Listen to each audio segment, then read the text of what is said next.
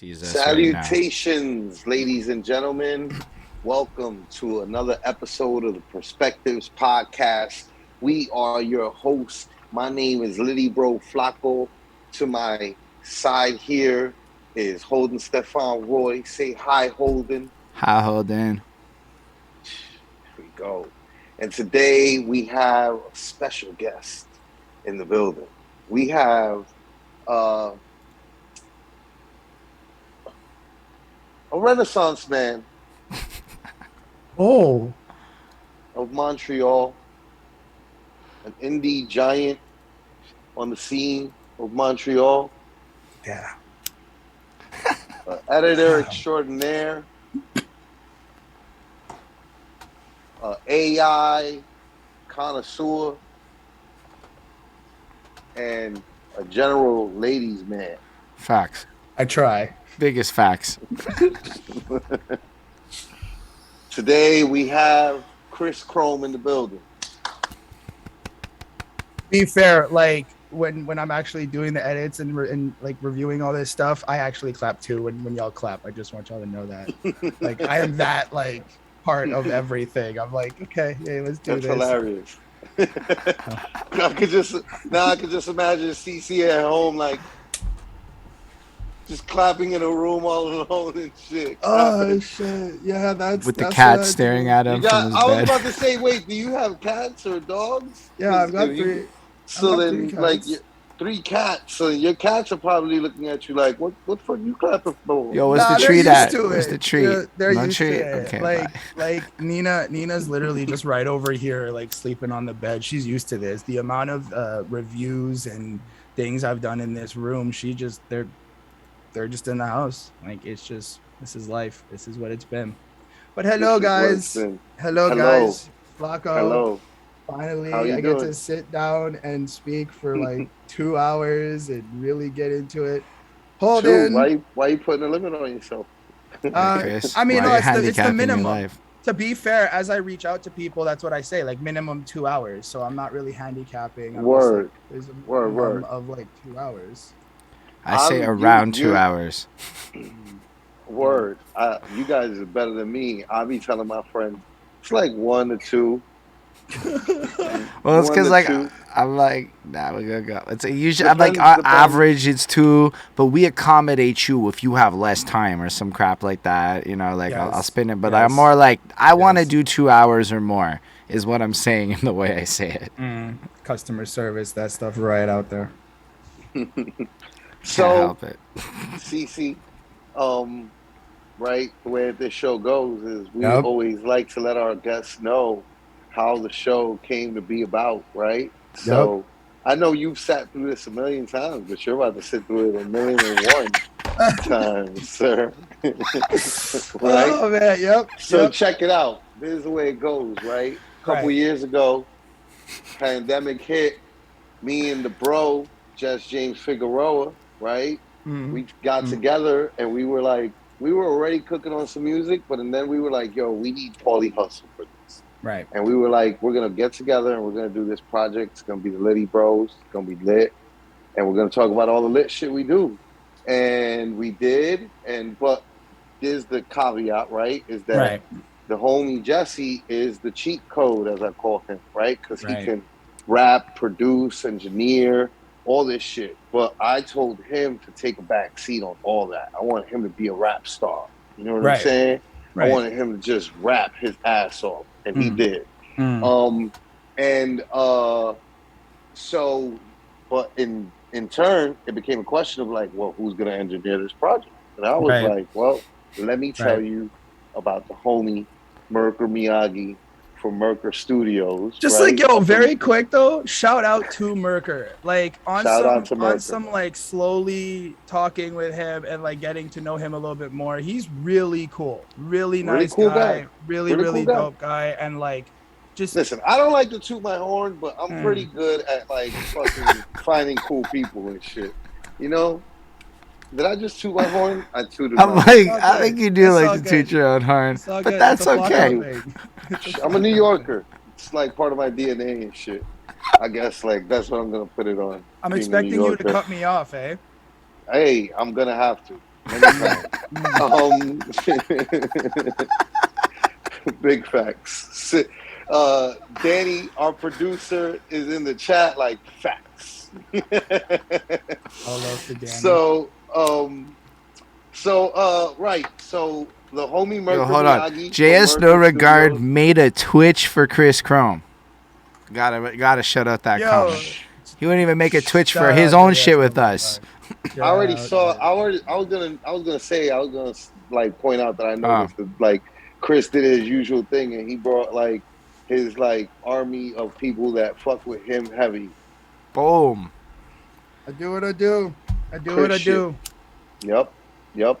So the homie Mercury Miyagi from Mercury Studios was the person that I entrusted because of his skill level and his ability to take care of our baby. You know what I mean? Like we incubated the baby for 9 months. Yeah. And then we handed it to him and we were like, yo, deliver the baby, yo.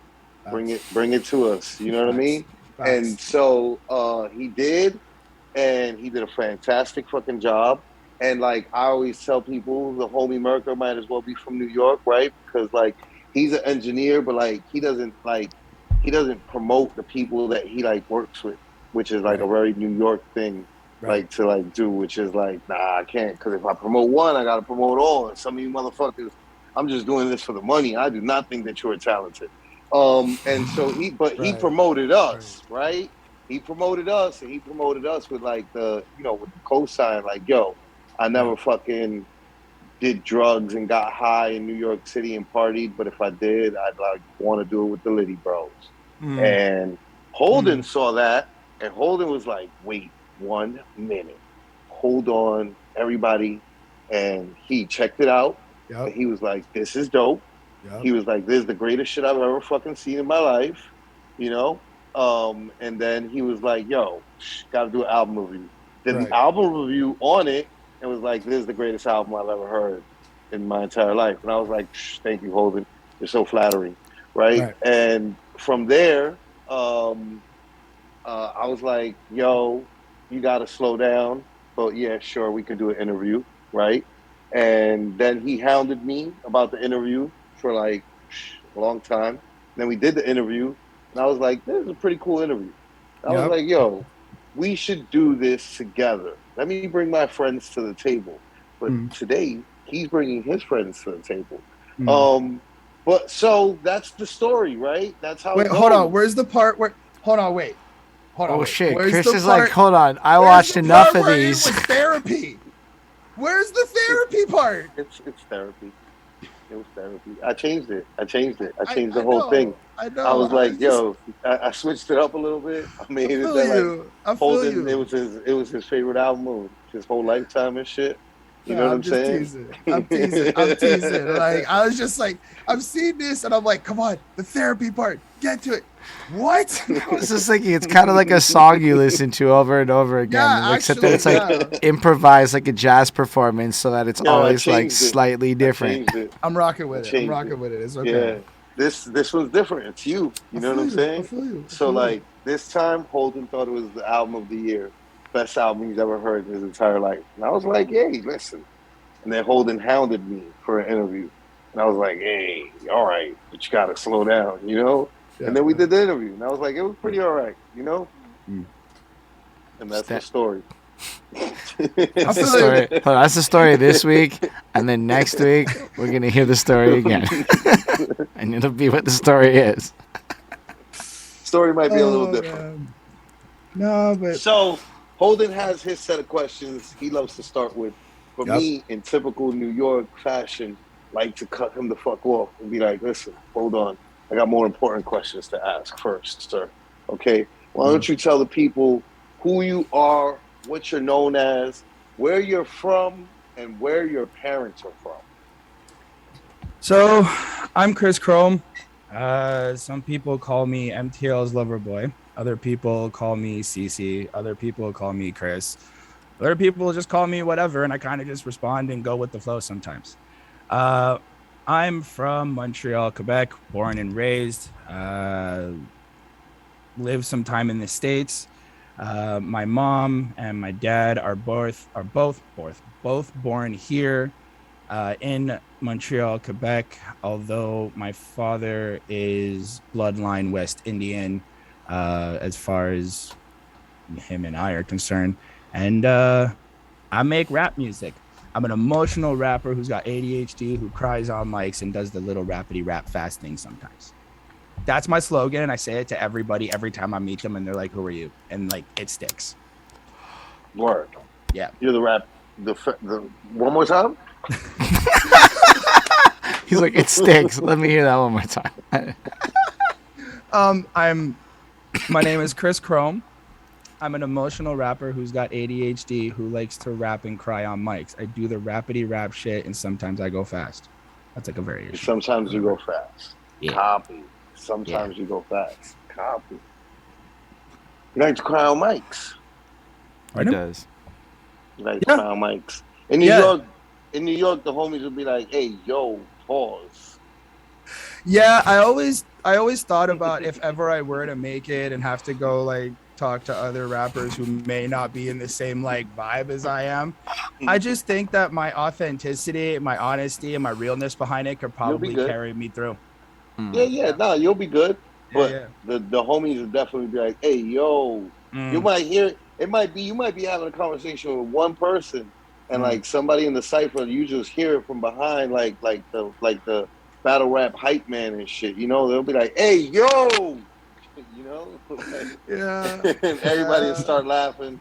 Yeah, it's okay. It's part of the vibe, though. Like even the ciphers we used to do in the park, and sometimes when we do like the stage ciphers, I always go into this like, this is my brain and this is what I deal with, and it always is just like kind of hits, even though we're supposed to like be dropping bars or whatever it is. I personally don't do the bar thing where I have to like line up with punchlines. That's not my thing. I enjoy it and I appreciate it, don't get me wrong, but like actually my brain doesn't register how to write it. Like every time I try it, it just seems so basic. It just seems so basic. Like I just feel like anybody else could have wrote this, and I'm like, let me go and write something that I would write. So that's how I do that. But yeah. I feel like Chris just said something that a lot of people in the world should hear. He just goes with him. I mean, growing up, I had no way to like really express certain things in my brain and certain like thoughts and ideas or creativities, or just like I've always been told I have like a crazy imagination. So I never really knew how to put that to like pen to pad, right? Until I started putting it pen to pad. And with like, and we'll go through it, but like with the ADHD and dealing with like just how to cope with it and how to grow with it and how to like learn and manage my relationships, I also used music to like as therapy and like more of ways to kind of be like, it's time to take stuff to the next level. Like I've always looked at some of my music is like, if I'm going to put this out there, I now have to live by what I've said. I now have to kind of like really live up to what I'm talking about in certain things, right? Again, that like authenticity, that keeping it real type that I've always learned from what I listen to in hip hop and, you know, all that stuff. So I just started writing music and being like, how do I relate to people? And I noticed that I relate to people with emotions. I relate to people when they're upset, when they're feeling down. Like I can kind of like, I guess I'm empathic. I guess that's what it is. I'm an empath. And I just figured what other way than to just put it out there and see what happens. And also, quite frankly, I'm not really up for the whole life of like, you know, hard knock lives and stuff like that. That's not my vibe. You're not trying to be thugging. Nah, yeah, that's not trying to be Montreal's Playboy. He is going down that path. MTL's Playboy. It's because I got my ass kicked and learned a lesson. So I was like, you know what? I don't like some people don't like getting hit in the face. You know, that's what it is. Like sometimes I also know, like, as just a person, some people do. That's true situations too. Where you just gotta do what you gotta do. I mean, some people do like getting punched in the face. Look, I mean, all people that like box and Nah, I like saw a whole thing where mix certain MMA. people like literally process fucked pain in up. a way where they don't like feel pain like that. Like they just don't feel pain like that. I feel pain like that, so I try to avoid it. I feel pain like that. No, I feel you. I feel Yeah, I mean, you. I think that's what CC's saying to you, right? Is like he's like, yo, listen, I'm not with it. Yep. I'm trying to be Montreal's playboy, and that's it. I'm just trying to be me. Like Right. I'll let everyone else call me what they want to call me. I'll let That's everyone fair. else give me my nicknames. I'm gonna go with Montreal playboy. You know, and I like that. I mean, he appreciate be that. out there really playboying, so I totally feel that. I'm living life. I'm being 28. He's At doing this his Yeah, point. thing. yo. I'm living life. Yeah, just- yo. I'm living life. You know, the Yeah. summer opened and we just ran. Yo, that was a crazy run, though. Anyway, we'll get to that. All We right, will get to that. We will. Holden. Let's do it, Chris. I know you've heard this like 150 times or some shit, but we still doing it anyway. 151 coming Shout at out, shout out Bonnie. Shout out Bonnie. So one time, my girlfriend was washing the dishes, and she had the Black Eyed Peas playing on her phone. That I got a feeling, ooh. And I see her, she vibing, she dancing, she doing her thing, and I have this very distinct thought, like, when in the fuck did this song become chorus music? Because if you think about this song, you run it back to like 2010, you see how this song is the middle of the night party anthem or the celebration moment of your elementary school or something like that, and everybody's loving life while this song plays. Then you run that up into the present and modern era, and you see that this song has evolved into chorus music, at least the way we interpret it, since we as people, we interpret songs differently, but the song is still the same song. So that got me thinking about it, how just wild it is, how music changes over time, how you got all these little ones running around with the drill and dancing and getting sturdy, and they don't know that they're going to get sturdy to dishes music in the future. They don't know that that's how they're going to get down while doing their little dishy-washy. And that's just what it's going to be while they're doing chores and shit. They don't know that. When I discovered all of this, that I just jumped right into that chores thing because I'm already old and we already there. But that's just the evolutions of life, and it got me thinking about all the people that do the life story thing in the interviews and everything, and how everybody just kind of starts. And even you went right to the point where I started making music to relate to people. It's like that's the starting point when you start to create it, when you form this identity around it. Usually it might be adolescent era, whenever it may be, but there had to have been a little bit before that, a little segment before you were already relating to the people that was directly impacting you, the childhoods, like when you popped out in whatever, I don't know, South Shore Hospital or wherever you're from, that you popped out in. That Hey, yo. I know it's a little different. Whatever, South Shore. It's the South Shore. It's not I Montreal. don't even like the energy that you put into that. Yeah, it's like I find it. It's like when so you talk hard. about places that are Going not down to your NYC. year-end review, It's bro. what it is. It's what it is. If you're from Montreal, it makes sense. I hear So- you, but I don't like the energy that I felt behind it. But that's just what. It's not bad. Like It's not bad. It's just energy. I'm kind of the same energy a little bit. Like I'm from there, and I'm just like, It's the South Shore. Yeah. It's sort of the South Montreal. Shore. Like it's different. Sort of Montreal. It's not. It's not. Like coming from both places, it's really not. It's It's you know what? I don't- geographically close to Montreal in the southern part. It's geographically close to Montreal that if you go to like another province or out of town, people will be like, oh, the Montrealers are here, or like whatever. But like when you live in it, it's like I can't even give Flacko a proper reference. I've heard all of these things and I don't actually That's know fair. which I reference. can admit to sometimes having energy towards the South Shore that's highly unjustified. Fair Yeah, enough. Sounds like it's your Staten Island. Yes. I was absolutely. gonna say that. I'm Like just it's because saying like I've heard that. you describe places near New York with the same energy that we give Laval and the South Shore. Okay, like yeah. just to absolutely. contextualize it. So that South Shore Hospital, you probably popped out in, you heard some music in it, little baby Chris Chrome absorbing that shit. And, you know, as time goes on, you grew up. And then, like, I say this as because I remember being, like, 5 years old and whatnot in the apartment in Côte Saint Luc while, you know, my parents were bumping the music. My dad had these gray boxes all over the apartment, the amp, the preamp, the freaking radio and tape deck and shit. And he'd be playing his Led Zeppelin tapes and some Krista Bergs and shit like that in the middle of the daytime. And be busting out that Mix 96 club mix, middle of the night club music. at night times and whatnot. My mom's would be more of the discos. It really was like I vividly remember "Don't Want That Short Dick Man," that song all the time. Oh my god. Anyway, and then like my mom's was more discos and love songs and Star 92.9s and all of that different vibes, and just the pop, all the stuff in the world would just like float into you and you would absorb it as a little one until you got old enough to start empathizing and connecting with the whole world. So I was hoping, Chris, you could bring us back to your life, just kind of what it sounded like to be you before you had any control over the musics, giving the context that not everybody's going to be coming from where you're coming from. So the earliest I can remember is when I was living in the States. So I was born in Delson. Well, we were living in Delson when I was born. It was like the Charlemagne Hospital in Greenfield Park. I'm pretty sure that's what it is.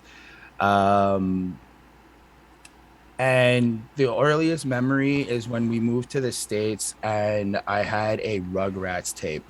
For some reason, that's like I played that on repeat. It was the only access to music I really had. It was in the Walkman. It was in my mom's Walkman, and it was that. Like I was just like I can even picture it now. Like I was alone. Like I was not. My brother was born, but he was still a baby. So like he was in the crib or just kind of like with my mom. So I had no one really to chill with, no one really to play with. So like I remember just kind of like being on my own and just having the earphones on and listening to the Rugrats tape on like repeat. And then anything from the radio, like Rhythm is a Dancer stands out. Rhythm is a dancer.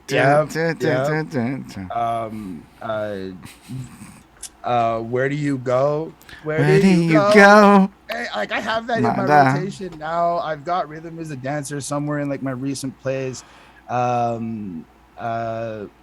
Just anything that was on like Mix 96, late night shows. I remember the Q92, like the intro, any of the R&Bs. My mom was really into R&B. My dad had, at a certain age, because I don't actually it's like pockets that I remember. At a certain age, my dad was like playing these mixtapes, but they were like of just anything. Like it had R&B, and then it would switch to like a pop track, and then it would switch to rap, and then it would switch to something. But the transitions were so dope. Like the songs just kind of flowed together, and it would be like a consistent tape. It wouldn't stop. So that was something that I grew up with in the cars listening. I know Will Smith was like super hard in my life. Super huge. Like, super huge. Like my dad played that. We really enjoyed that. What are we talking about? Big Willie? Miami. That album. Yeah. So Get Jiggy with It. Get Jiggy with It. Yeah. Yeah. Blinker Bitch and all of that. Yeah. Going to Miami. So that was like really the car riding music. Like my dad, I would always just want to play that album, and that was like the closest thing to rap that like I could really get. The rest was like whatever I could just listen to whenever I was with my dad or around family. I remember at like a certain age, I was introduced to DMX on Ruff Ryders Anthem. I was chilling we were at my aunt's house basically. And bonded on that shit. Well, I really like the Gers. Like I really like but I'm saying that's like anybody who's been paying attention all this time, right? Like Holden always fucks with DMX. Holden always says he fucks with DMX heavy. That was his first I cried. Real shit that he loved. Yo, when I absolutely cried. Like absolutely, it was sad. I got the new, like I found out obviously when it was posted and everything, and then I saw the whole like all the videos and whatever. Straighten that up because you made it sound like you got a personal call. No. My bad. No, I meant like I just got the news like with everyone else, and no, like it actually made me like realize Dog's family is calling him Chris Chrome and shit like that. Oh my god, would my life be different? No, but that moment like made me realize like how precious people are. To be fair, like I texted my dad and I was like, it's really not fair, and he's like, I get it, like I understand. I'm like, no, you really don't. Like this is And it's weird because I haven't really listened to DMX in such a long time since we've either reviewed him on one of the podcasts we did, me and Holden and I. But like I wasn't really bumping him in rotation. I usually kind of the way I listen to music is like I just kind of go with new stuff and find new music all the time. So eventually things get out of rotation. But like when I listen back to like Lord Give Me a Sign, and then when I listen back to like X Gon' Give It to Ya and like Lose Your Mind and just all the other songs that I can't think of right now, it's like I sat there and cried, and I was like, it's just like you gotta value people. Like I'm taking this moment to really say like we have to really value each other and value people, and it sucks when they leave. Like whether you know them personally, whether you don't know them, however they impact you in some sort of level or way, it's like, oh, I'm never getting another DMX project that's like fresh, and that just tears my soul. Like it sucks. Yo, I'm never gonna see dude live. Yeah, facts. Yeah, so I mean, I found Rough Ryders. It was bumping in the house. I must have been like 10, 11, 12 at this point, maybe. What? Possibly around that. Yeah, a lot of the music in terms of hip hop really came from when I started finding it. I remember one day I was in my room, and I must have been a teenager again, around like 12, 13, before we go 14. to your 12, 13 next, right. You've watched all of this. You know we don't go to 12, 13 before I we know. ask a couple I'm excited. My bad. Word. So what were you into at the time, right? Like what was it? Comic books, cartoons? I got really lucky. My dad had access to video games. So like I had computer games. I was playing like Alien Shooter and shit on the computer at a very young age. That's when I was living in the States. Pretty sure it was in New Jersey or New Brunswick, whichever one. You're born where? I'm born in New Brunswick? New Jersey. Like you just kind of jumped around. I'm born in Montreal, Canada. Montreal, Quebec, Canada. Right? My parents were living in Delson, and I was born at the Charlemagne Hospital in Greenfield Park, if I didn't fuck that up. So not adjacent. Yeah. Okay, and then through there, I really don't remember much, to be completely honest. I remember chilling with these two. You were a child. So when did you go to the States? Memories you were moving to the States. The memories to the States, I would have been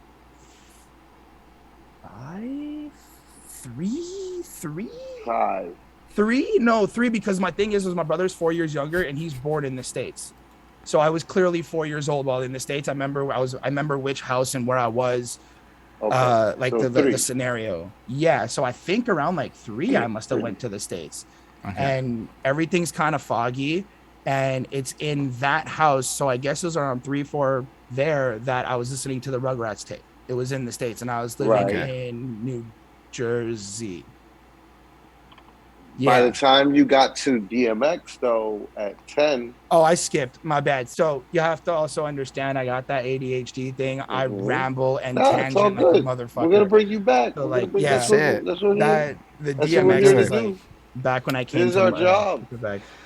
So when you was in the States then, and your dad had access to all the computer games, is what I'm understanding. So my dad had the computer, is what I remember, the computer. And I used to be able to play the Alien Shooter thing, Alien Invasion, the iconic Alien Invasion. I got to play that. Other little memories, like stories of that time would be, I remember the ice cream truck, which is the only time in my life I've ever got to have an ice cream truck experience. So that was really cool. Was it Mr. Softy? Was it like... I have no idea. They all kind of sound the same to me. Like, I don't want to be that guy, but they kind of all have ice cream trucks here? I don't think so. I feel like that was something we have like ice cream cart guys, but it's not an ice cream truck. Yeah, I definitely have the ice cream cart guys, but I don't know about ice cream trucks. I think that was... Like, now that I'm talking about it, I think I remember asking my mom once when we came back and being like, "Where's ice cream, man?" And she's like, "There is none," or something. I don't know. Maybe. Like, I don't know. Anyway. Like, no ice cream for you. Talking with my parents, I know that I almost drowned once in the States. I was just like swimming at the local pool, and I just went in. What? I was like, yo, in the deep end. And then bloop, bloop, bloop, bloop, bloop. And then my dad jumps in, saves me, come back. And then whatever, it happened again. I didn't learn my lesson the first time. I was just like, yo, back in the deep end. Let's go. I'm going to figure this out. You're going to figure out how to swim in the deep end and almost kill yourself. That's brave. That's I mean, hard-headed Chris. Sometimes you got to learn. Or that. Can you swim now? I could swim. Like I can swim, but I was also taught how to swim in school. In the States or in Canada? In Canada. All right, we'll get to that. We do that? Yeah, we'll get to that. We'll get to that. So much is gonna unlock as I keep going. So you're playing the video games still in the States? Yeah. So but I was the playing States the video last games until what? Until 9, 8, 10? Man, I was like in grade 3 when I came back. So grade 3 is I think 8 years old, no? No, because 8 or 9, 7, 8. Grade 3 should be in 8 or 9. Wait, hold up. So the thing about me, right, is also because I'm born in November, I was also the youngest than everyone else technically. So okay, so 7. Wait. No, I want to say 5. I'm pretty sure I was 5. Not 6. 3rd grade. Because check it, in Quebec, grade 6 is you're 12, right? So you're turning 10 in grade 4. But it's possible because it's also possible because the U.S. system and the Canada system might not sync up in some shit. So you start off in grade 1, whenever the fuck it is in the States, and then you come to Canada, and then you have to deal with that, whatever. Okay, you get held back a year, you're ahead relative to other people. And different fucking cutoffs and shit. Yeah, that's it. That's actually the whole thing that my parents have told me over the years, because there's that certain difference in terms of where I'm born in terms of in November, and I'm kind of at the end of the year of the cutoff. Whenever they register me, it's or that, it's I come back in the next year. So I get kind of there, but that gets rectified when I failed. So then I end up being in the grade I'm supposed to be in. So I guess that's also dope. No, but in the States, it wasn't really much. I remember playing games at my friend's house down the block. I used to live in a cul-de-sac, so I remember being able to go out and go to his place for a bit, play Super Mario, Yoshi's World. I had that game because I ended up late, actually. Oh, it's fire! It's absolute fire, even to this day. Yoshi's World was fire. I didn't play many video games, but I played that. Actually, now that I'm thinking about it, I think I did have this Super Nintendo when I was living in Wasn't Yoshi's World on the Super? Yeah, so I think that's why I know it so well, because not I know the game so well, but know that I played it so well is because I played it at my friend's place down the block, and I guess I played it at my place. But I do remember playing on the computer Alien Invasion. A lot of it is just vivid memory, playing outside with the other kids and just the ice cream. Were y'all sports oriented? Were you the athletics? Did y'all draw? No, nothing like that. It was really just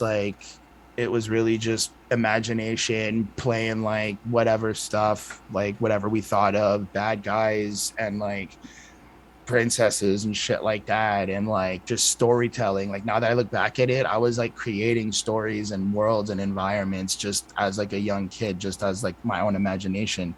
And that's just kind of what we used to do. I feel until I got to the age where I got to play video games, then that's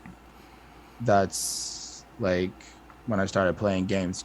We then moved, which I'm pretty sure we moved to New Brunswick, and I never ever searched this up. I just you may, because Bonnie brought this up to me earlier today, and I just wanted to clarify that we did this last time too. You maybe lived in the province of New Brunswick, and you're not absolutely certain, but then have not clarified with anyone. Yeah, I've never clarified, and when I do, I forget, to be honest. I can't even remember now, but I remember living in New Jersey and in New Brunswick. So if Flacco can maybe help me. And there is a New Brunswick in New Jersey. So I think I've lived in New Brunswick, New Jersey then. I would tell somebody that's where I would live, is in New Brunswick, New Jersey. The city of New Brunswick. Right. In the state of New Jersey. Makes more sense than arbitrarily living in a province that you Then I think that's what it is. I honestly can't remember, to tell you the truth, and I should really like. Wait, there's a province called Yes. New Brunswick Yeah, in Yes. Canada. yeah. It's I've it's a never, Okay, I've city. never so lived there. wait, and that's like Quebec and Ontario But the Yeah, and other way. Vancouver. So no, Vancouver is a city in British Columbia, Vancouver but is a yeah. city in British Columbia, right? and Boom, Quebec boom. is in So British between, Columbia, all the way British above Columbia, Washington. Quebec. I mean, yeah, Quebec, Ontario, um, New Brunswick. Yeah, Yeah, New Brunswick Nova is Scotia, What? New Nova Brunswick is Scotia. to the right of Quebec too, right? Like so, it's the other way. Like if you go in the opposite direction of Ontario, and then there's like a, I mean, there's 10 provinces, I'm but like, I'm like, that's why I'm like, I'm starting to get confused. I'm like, wait a minute, are we talking about well, Canada we're all or fucking confused Jersey? too. That's the Like, I'm point. like, Everybody's confused. Jersey is like the only New Brunswick I know. You know what I mean? So I'm So like, what? But I if also that's, love finding out that there's like, I didn't, like to me, I was just like, mm, what an idiot to not realize that like when I saw like York Street in fucking the UK, I'm like, oh, well, York, there's North York like in or York, Ontario. right? They're Or sacking like York. whenever somebody Um, says London, I have to be like, are you talking about the city in Ontario where I know Yep, plenty of people, or the city in yep, the UK where I don't know anyone? yep. But it's more Facts. relevant, and you're probably talking about that one. But so if that so I'm is the like New case, Brunswick. It's then it Jersey. must be New Brunswick, the city of New Brunswick, in the state of Jersey. Uh, I live. I know the. I was. I lived in Sweetbriar Court and in You were right there, man. That shit is 526 super Jared close to New Drive. York City. Like that shit Like, is like a hop, skip, and a jump away from us. I mean, I don't. I know I've been to Philadelphia. I've been to Philadelphia. I went to Sesame Park as a kid. I remember that. I remember seeing Word. like Elmo and Big Bird and all that shit. Um, and then so from the cul-de-sac, we moved to like another cul-de-sac esque. Like it just kind of felt like it was more like a sector. And is this still in the Like States or back in this is like still in the Montreal? States. This is the second house in the States. The second house in the States. So I felt like Okay. it was more like sectored, like Weeds, the intro to Weeds, how it like hovers Little over the city boxes and it just and has like the rows I of houses, almost remember. right? Okay, yes. Yeah, it's just like the Yes. row of houses and everything, Yeah, and that's yeah. just That's all the it is. famous that's what cul-de-sacs are. Yes. Yeah. Oh, okay. Absolutely. So then I guess I moved to another cul-de-sac.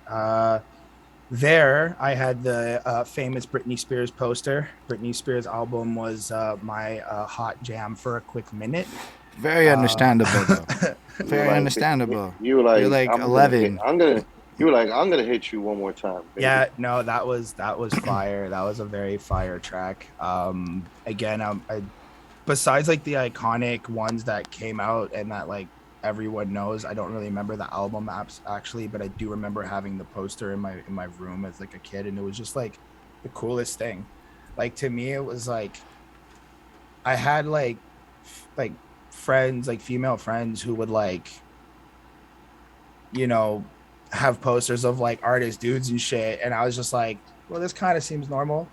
Like this kind of seems accurate. Like I've got Britney Spears, so whatever. But I would always like sing along to like even the show tunes, like any TV shows I'd watch, any theme song, any like anything that had a really catchy beat, anything that had just caught my vibe was like boom right into it. Um, Power Rangers.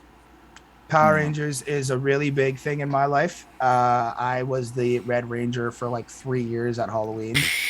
Mhm. Fire. I like wore that at school. I like wore that for like 3 days Fuck at with that Red school. Ranger heavy, huh? I always felt like the leader. Like that was just my mentality all the time Mm, growing up. Like I always just felt like the dude who's word. just gonna run shit and like always just been. I think it's also because I was the older brother, so I had to like kind of set this like older brother tone for my younger brother type shit. So Hmm. like I just always felt like that. Like I always felt very cocky, very, very I had a really big ego. really just like, yo, I'm king shit. I could do what the fuck I want. And that was it. Like, that was just it. Who's gonna stop you? Yeah, man. And it was like really, and this is where like, this is how you know the like, this is really Chris Chrome and like even Chris Johnson kind of in like one, and everybody knows my government, it's on Facebook. I bring that up because you and Reverse Live had that convo the last interview, but the Facebook Chris stuff. really be listening.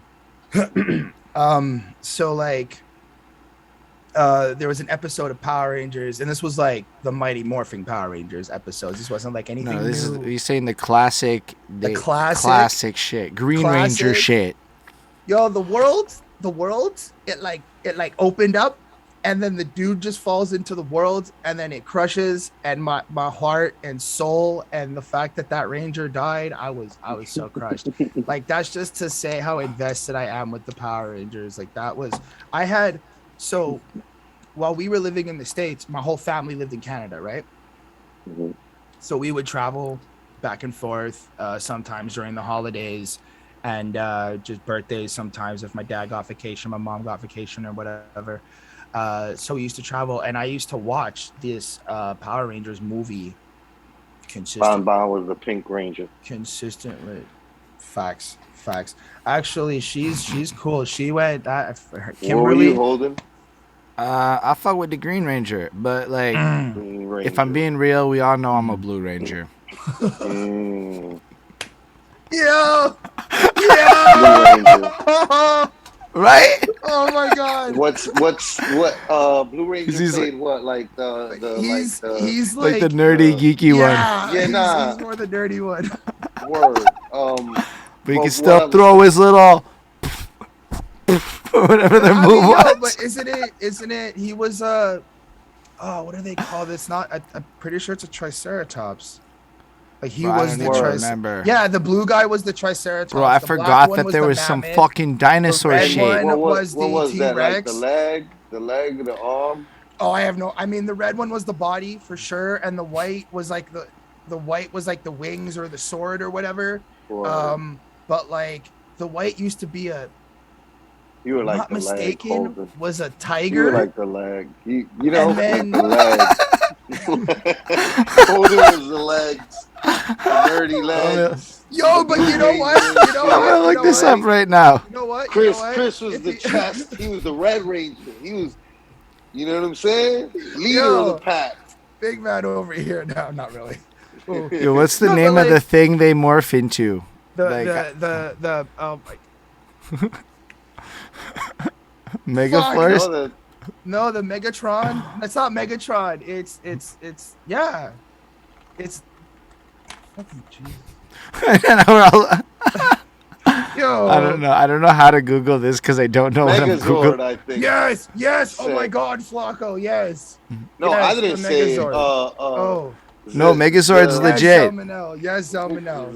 Zelmanel. Oh. Okay, so the blue one was in fact a leg. You are correct. I would have been the left leg. Keeping all this up. You're what's keeping all this up. He does a job. It's pretty. Yeah, good I was sometimes. definitely a leg. You know what I mean? You were the leg. It was. Is it? Yeah. It is. It is a leg. I looked it up. It is a leg. Oh, I knew it. Yeah. I knew it. Yeah. I knew it was the leg. Yeah. That's funny. Oh my gosh. But that was a really big thing in my life. Really just like that was just the escape world to me. That started the journey. Would you say like the journey of like this is my own world, you know, building? I mean, I've always if I have like such a crazy imagination that I would, even in my own house, like when I didn't want to play, because I had a PS1 at one point, like my dad eventually evolved and got a PlayStation 1. When I didn't want to play games, I would literally just like swing sticks in the air at like random imaginary bad guys and build like all these that was a good vibe though. Let's be real. But like I think that's also bad guy fight like I think that's also part of my ADHD, because now that I look back at it, I was doing that at such a higher age too. Like I was even probably like 12 doing that secretly in my basement at my mom's house. Like I was still like occasionally protect, and I think that's just part of like my ADHD, my like creativity, the way that I just like see world and I like kind of cope with certain things, and just like reminding myself that like I really am the shit, you know, like I really am this like superhero, this like good guy, this person who's gonna like save the day and like, you know, be the best and achieve. Um, is there an artist or genre outside of hip hop Come that on, come on, captured? come on. Wait. Focus on what we're Focus, doing. Chris. Sorry, You're my- not in question. You're not the question guy today. Yeah, you're not doing that today. That's My not your bad, job. my bad. You're the Okay. guest Mindell, here. don't worry. In the next 2.5, 3, however many hours, we'll ask it. Yes. Fair, if fair he enough. hasn't already answered it. Facts, all by Don't- himself. Listen, stay focused here, all right? Yes. Where are we at? Power Talking about Rangers. Power Rangers. Power We Rangers can move and past building my Power world. Rangers. Power Rangers and building my world. Building your world. You said you were already doing that, and you'd be like up until 12 years old, bang bang, shooting the imaginary bad guys. Yeah, like it was just. And then he also discovers hip hop around this point and starts around, if I'm not DMX. mistaken. Yeah. So now he's like shooting them because he's been listening to too much DMX and shit. Right. You know, he's like he'd be out there really I think he's ready to rob somebody. Games. I think it's ready more to than rob. Video games on Were you a some Grand real Theft shit. Auto kid at this point? No, I never. I mean, I think I watched my dad. I think I watched my dad play Grand Theft Auto, but I never actually played it until I was like older, and like one of my homeboys who came over at the time like brought it, and we just played, and it was like, what, you're gonna stop me from chilling with my friend? Like that's kind of weird. Like my first dad friend would that have comes stopped over. me from playing Grand Theft Auto 100. I promise you that much. I mean, it was what it was. But no, I think it was a lot of the. That's why you're a fucking leg now, Holden. Oh shit! Who said I'm a leg now? I said back. Which Power Ranger was I? Is the question. Not which. No, I know, but I'm saying that because your dad would have stopped you from playing Grand Theft Auto. That's why you're a leg now. You know. That's pretty much all of it. Like just in terms of just kind of how my life was living in the States around that age. To preface, when I was 12, I was back in Montreal. back in Canada. So it was. This is where like, I guess, my memory kind of like impacts me a bit. My mom was like, you're having a brother. I'm like, okay. So I was clearly like 4 years old because he's 4 years younger than me. And I was living in the second house in the States. From there, I'm pretty sure we stayed there maybe like a year or so, because I ended up coming back to Canada. I moved to Saint Constant in the South Shore. And Saint Constant. C'est la vie. Yeah, it's what it is. It's the English would be like Saint Constant, and it just sounds weird to say it like that. So it does. It does sound weird to say it like that. Saint Constant. Saint Constance. That's like nah. I mean, but I've been told I'm bougie with my French standards, so I'm gonna lay off. Fair. When we moved back there, I was in grade 3, so I must have been like what I think is like 6 to me. Nah, bro, you were 8 if you were in grade 3. In grade 6 is grade 1, bro. It's just what it is. No, I mean it's just facts. There's no. It is. Like, then that's where I lose all my memory and just come. Bro, kindergarten is like 5, right? So you can't like change that, and then that means 6 is 1. Like there's just fair. You can't unless you skip like 4 grades, bro. No. So I was 8, and that's where things are just kind of normal. Music is just there. I picked up doing karate for a little bit. Didn't really last long. It was probably like 2-3 weeks, and then I was like, nah, this is painful. The whole like stretching and shit and getting kicked and flipped around was like, nope, not for me. Learned to ride a bike. And just kind of lived life. That shit sounded hilarious. CC said, all that stretching. What? How dare you stretch? What? What is this? It's not even like the actual exercising part or any of it. It's just like stretching. What are you talking about? Stretching? Oh my gosh. You mean I have to willingly let you kick me? What? What is this? No. I mean, they were hoping you would stop the kick. You know, I think that's what they were trying to teach you, is how to protect yourself from the kick. I got that, and then I just was like, nah, I'm out. So I bailed on karate, learned to ride a bike because it was just one of those things where I had to learn how to ride a bike. And life was just life. I mean, it was school. In school, it was just like now I'm in high, like that's where like shit for me kind of fucks up. So it's like, I'm 8 years old. I'm living in Saint Constant, and I'm just in school, and I'm doing that, and then eventually I end up moving to another place that's in St. Catherine, and I lived in St. Catherine up until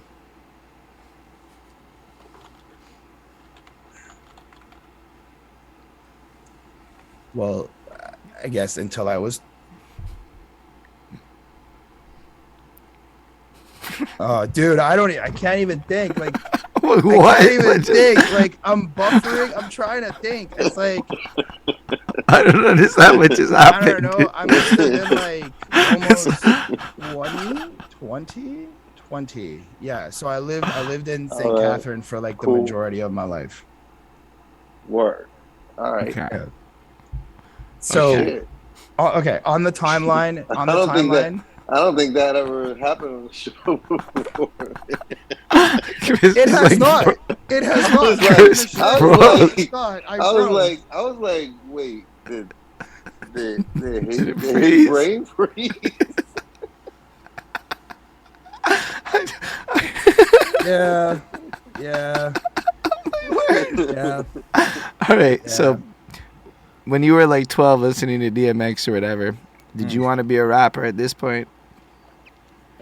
Yeah. Well, I wanted to make music. I think I wanted to make music. I wanted to, I guess, find a way to express myself. I remember, like, I can't even remember like how old I was when Facebook came out, but I remember I was like writing captions on Facebook as like poems and shit, like under my photos, trying to like just express like different, I guess, stories, or like kind of like build a story around the photo itself, kind of what I see with it. But it wasn't like I was really writing lyrics yet. It was more just I was discovering like MTV and music videos and watching like Lil Wayne and Birdman and like Young Jeezy and DJ Khaled and all of them. Like just like listening to them go off and like just rap made me so like, it made me energetic. It gave me like just the way they said things and the way they just like I got so enthralled with the music videos and the way they like portrayed life and how like cool it was. I just kind of wanted to be that. Like I think part of my problem was I never really knew who I was, and I still kind of am figuring out who I am as I get older. And I found myself in rap, right? Hello, life. What's up? This is. I don't think any of us, are like born like, yo, yeah, got it all figured out. I was an absolutely useless 20-year-old. I forget what I was watching, and like they were like, "Oh, he was like, my baby wants to be an astronaut," and like he's like referring to like the kid being like, she wants to be an astronaut in kindergarten. I'm like, you gotta relax. She's not gonna want to stay an astronaut by the time she's in like 8th grade. All right, things are gonna change. The second somebody bust out that first science book, and you gotta be like, I gotta read 18 of them motherfuckers and know it all. There might be a kid out there who is like I want to be a cop in kindergarten, and like they end up being a cop, but it's like that was a low threshold. You didn't even shoot or aim for anything like good, you know? Like it's not like a astronaut. Astronaut, we all say that when we're little kids. We don't end up doing that. And it's because you're going through your journey of life. You know what I mean? Like But I think figuring it out. Nobody has figured it out from, the onset. it's We're all crazy just because like I've always felt that it's good to have dreams like that and to always supply like not supply but like invest in those dreams with kids and like mm-hmm. because out of that like maybe it's just my own experience but I remember like at one point I wanted to be like a policeman. I wanted to be whatever astronaut this that and I used to I didn't draw as the way like you guys kind of asked me, like, did you draw like really draw? Nah, it was more like I'm at summer camp and we're now just coloring. So I had to draw something. So I would draw like stick figure stuff, but I would draw these worlds that would be like representing like um astronauts, spaceships and all these things and all these things. And I think it's like out of dreaming of those things, you can find other hidden talents that you didn't know you had and then other passions. And I think that if you just like invest more into that creative side within kids, it really kind of like helps bloom more of like beauty into the world personally, like just how they see things, how they like gotta support kids dreams. Yeah, that was just on that. Okay, so but their dreams will change, like of course dreams will change. I think that dreams are also supposed to evolve and change, and I think that like part of like why a lot of us want to do like become successful and make a lot of money and like really try to like live life to the fullest is because we want to be able to attain those dreams that we had at a young age. I think, at least I believe that personally. Like I do want to give back to like my loved ones and my friends and my family members and in the communities and the people who supported me. That's hands down something I definitely want to do. But I also you want to ball the fuck out. Absolutely. Yeah. Like I do want to live out my childhood dreams a little bit. I do want to like see you want to ride around a fucking Lamborghini. Yeah, he does. You want to ride around in a fucking Lamborghini. Yeah, out the sunroof. Yeah, you do. Out the sunroof, right? You know how it is the South Shore do. I've done that. I mean, we've done that in the South Shore as like stupid teenagers with cars. We've done that. So life is such. But back to high key, if there were, they probably do that in the South Shore. No, like, we do. We drift and everything. It's not like low key. It's pretty high key. We're pretty loud about it. Yeah.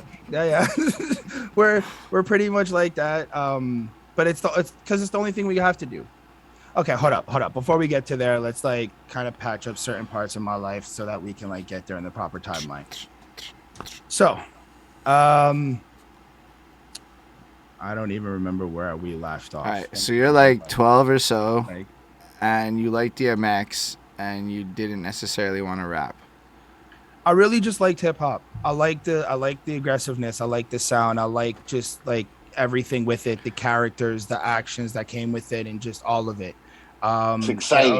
It's gets very the people exciting. Going. Very exciting. I also had access to an MP3 player at this point. So I had access to like LimeWire and Rayquaza. No, that's a Pokemon or something. But like whatever that Kaz program was. But anyway, I had LimeWire and I want to say Shockwave. I think so, or Shock something like Shock, whatever. Anyway, Shock does have a K in it, but it didn't start with a K. No, I want to say Shockwave, but that was a website that we used to go on as kids. Like that was, I'm pretty sure that was like some website, like shockwave.com, if I'm not mistaken, used to be a website we used to go on as kids. But I would just download music, and I used to download off of titles. So like if the title had any swearing in it, it was getting downloaded.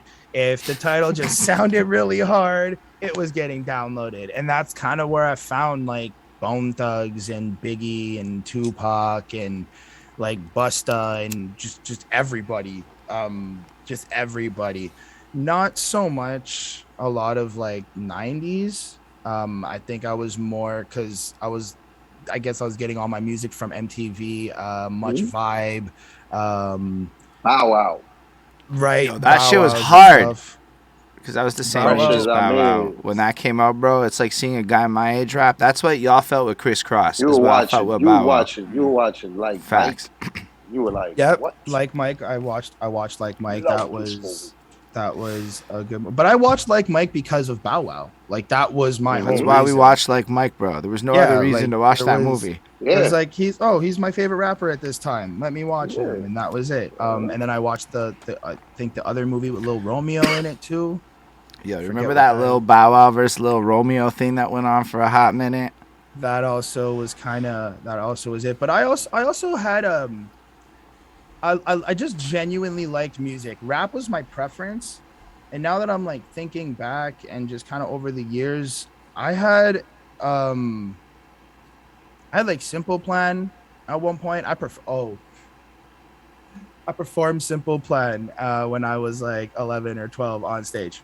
That's Okay. like a pivotal moment in my life. Like karaoke or No, like y'all had a band? like perform. Like so I was the main dude. I don't even know his name. I don't really care for Simple Plan, unfortunately. Pierre. But thank you. But Be some Montreal shit. That's all I'm trying to say. I know he's Montreal legend, and I apologize. I'm sorry. I was in summer camp, and I was a French summer camp, and I was the only English kid. Well, not only actually, because there was another one. Me and this guy were the two English kids who were there, and we were like, "What can we do as the older kids to perform and like to be part of this like end of the year summer camp type of like bash little like presentation for the family members and the parents and whatever." And I was like, "Well, we can do I'm Just a Kid from Simple Plan. Like, we can do that. That seems like a good idea. We're all just a bunch of kids singing this song, whatever." And I was the lead singer, and I was just jumping around, like doing all that and singing into the mic with my little like samurai camisole, not camisole, but I don't know what they're called. It's like a dress shirt, but they're like a specific name. Right. I forget what we used to. Camisa would be a dress shirt in Spanish. Fair. But it was like this like anime samurai dude. They were like super cool at like Walmart and stuff. Oh, I know what you're talking about. They was hot. Them anime Hawaiian style. Like imagine Hawaiian dress shirts, but with anime style instead. Yes, and I remember those. It was super cool. And we just performed it, and like we killed it, and that's all. I guess that's where I kind of like got the love of wanting to do this more. Was around like 11, 12 at that age, because actually it's around that age. It's 11, 12, because then at 13 I was in the other one. I guess that's where I also really liked it. But I've always loved music. Like I've just always enjoyed music. Like my mom will tell you, I really wanted an iPod at whatever year. I really wanted an MP3 player at whatever age, because I just listened to that shit all day. Like it's the only thing that like my brain doesn't overdo, doesn't like, I don't know, man. It's the only thing that really allows me to like be kind of feel normal at times, is really just music and listening to it, just being in the zone of it, like concerts and raves and vibes, and even like just dancing and everything. Like just music in general has always just been my number one love over anything. Like I don't know, man. I lose my mind if I don't have earphones. Like I lose my absolute mind. I won't leave my house. Oh yeah, I'm the same way. I'm definitely keeping headphones in, and music's always playing in the car.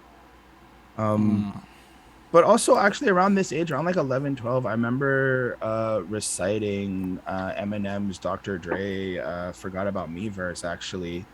I remember having like Bone Thugs on my MP3 player. I remember having you went back with that, huh? MP3 player before there was even like a iPod. Yeah, I got an MP3 when player when we all had a Zune or a different thing. I had a little Sony thing that you just plugged headphones into and press the button.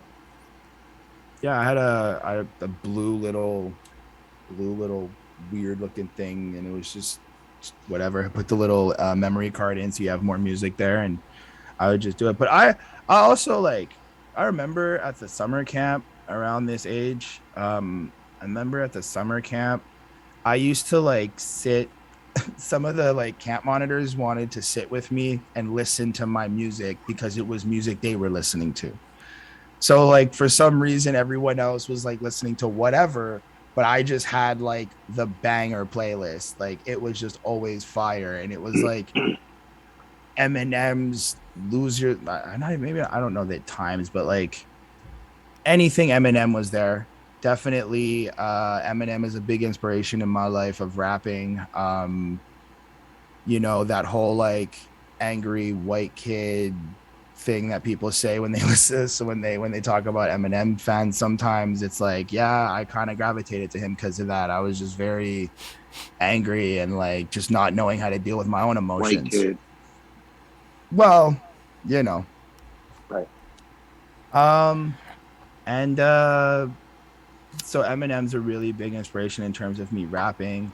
But then I just kind of went down the rabbit hole. Like anything LimeWire provided to me, I just kind of went down. I discovered Ludacris. I discovered, that's where I discovered DMX actually. The Damien song is where I discovered the intro on whatever album that's super hard.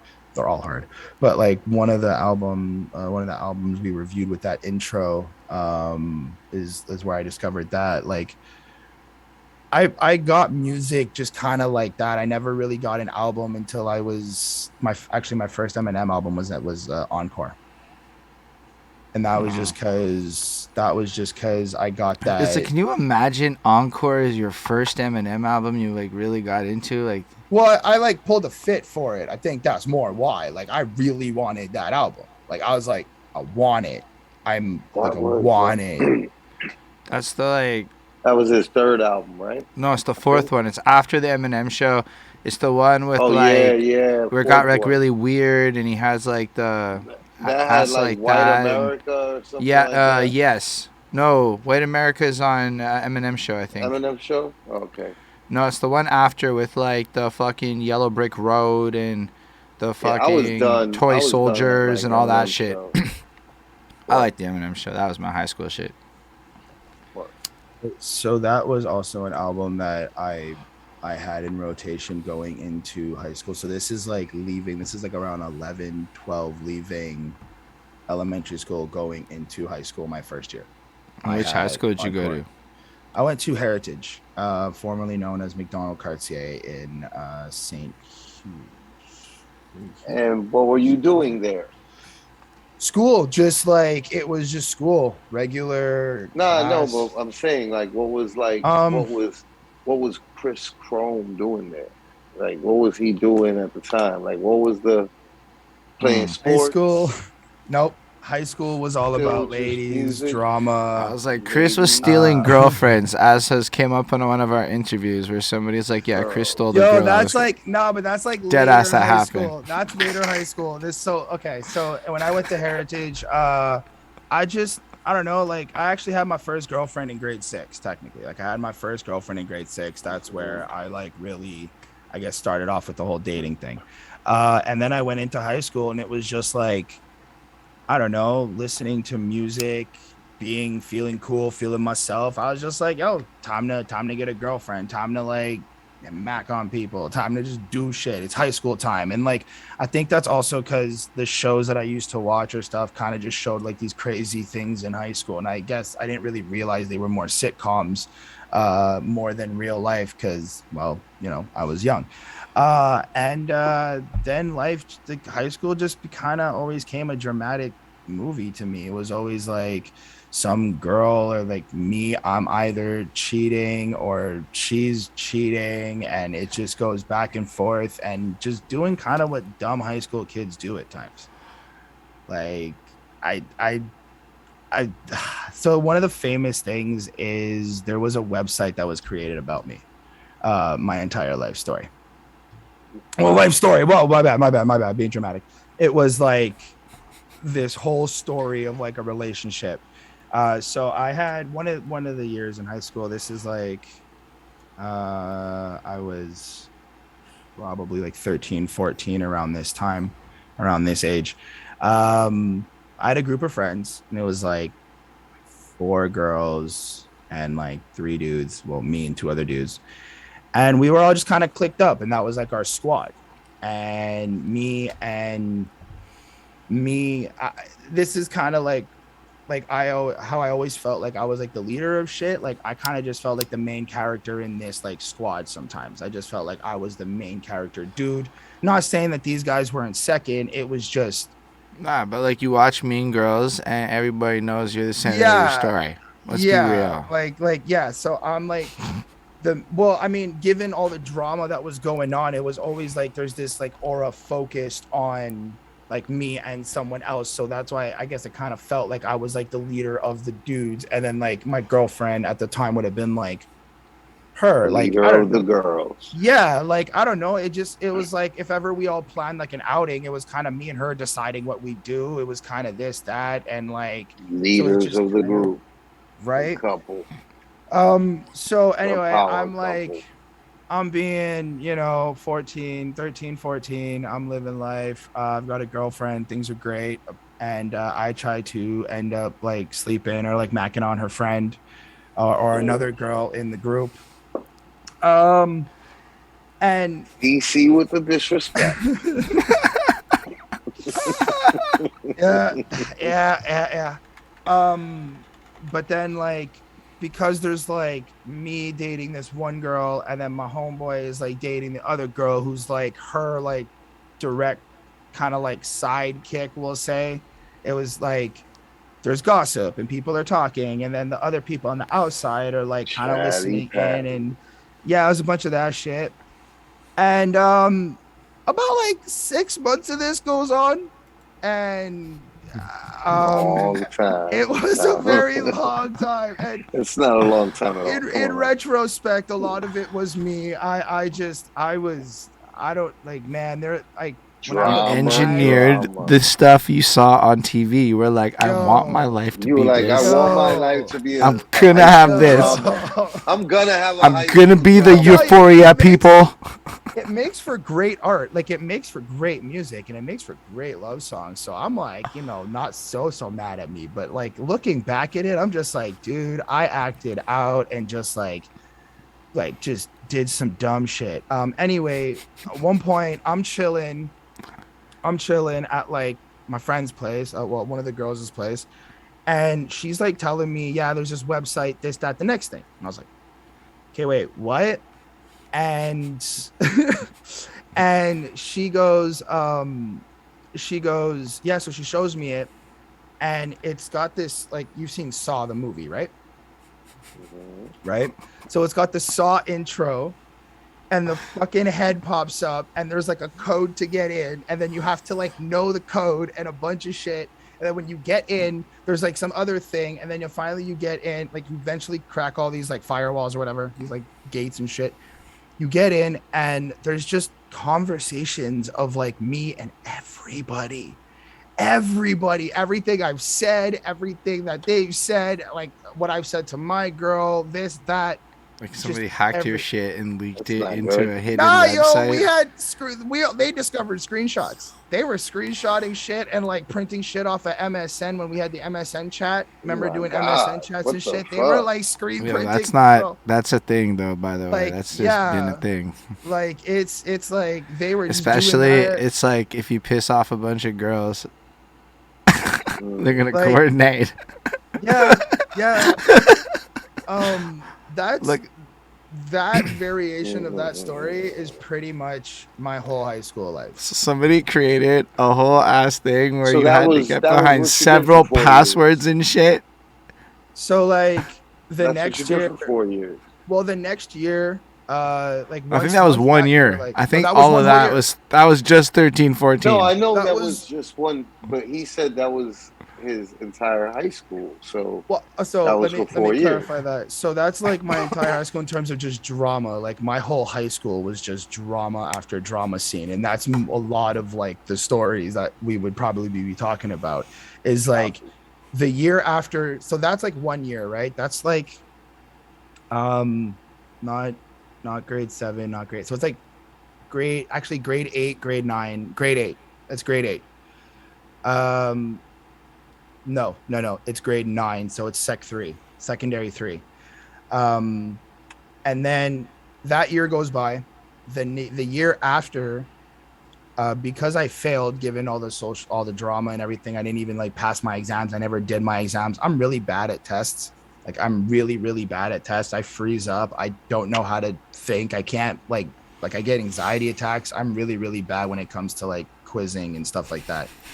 Um, so I ended up failing secondary 3, and then I redid it.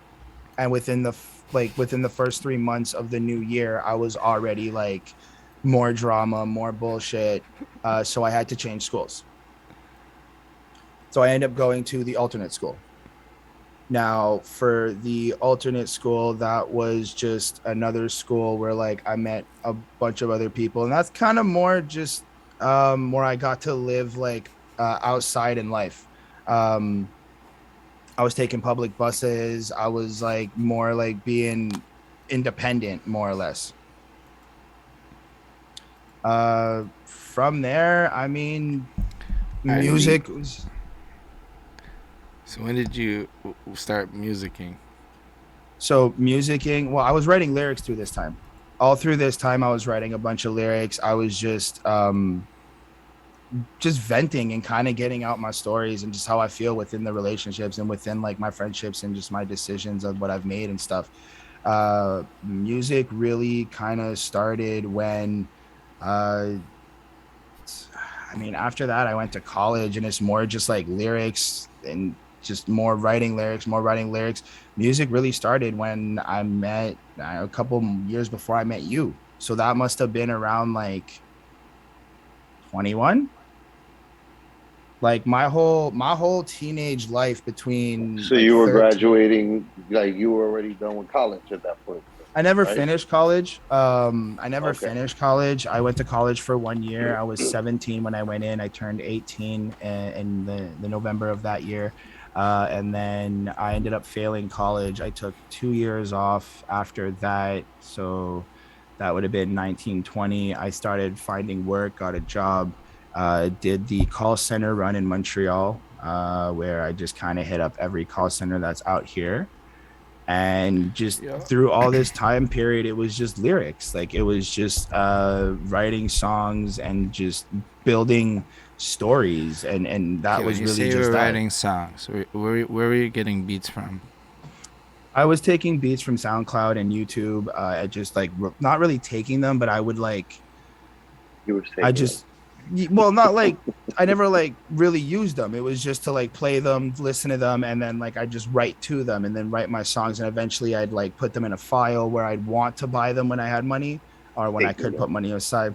Sure, I guess I was taking them. Um, and again, it was just like more writing and writing. Then once I decided I was going to release something, which was when I decided to release Whoa and write Whoa, which is the first song I've ever actually put out. And that's when essentially I started making music. So I was about 21 around that All right, time. so 2021, you start getting into the I'm gonna put music out. Where do you Yeah. record Whoa? I recorded Whoa at Makeway Studios.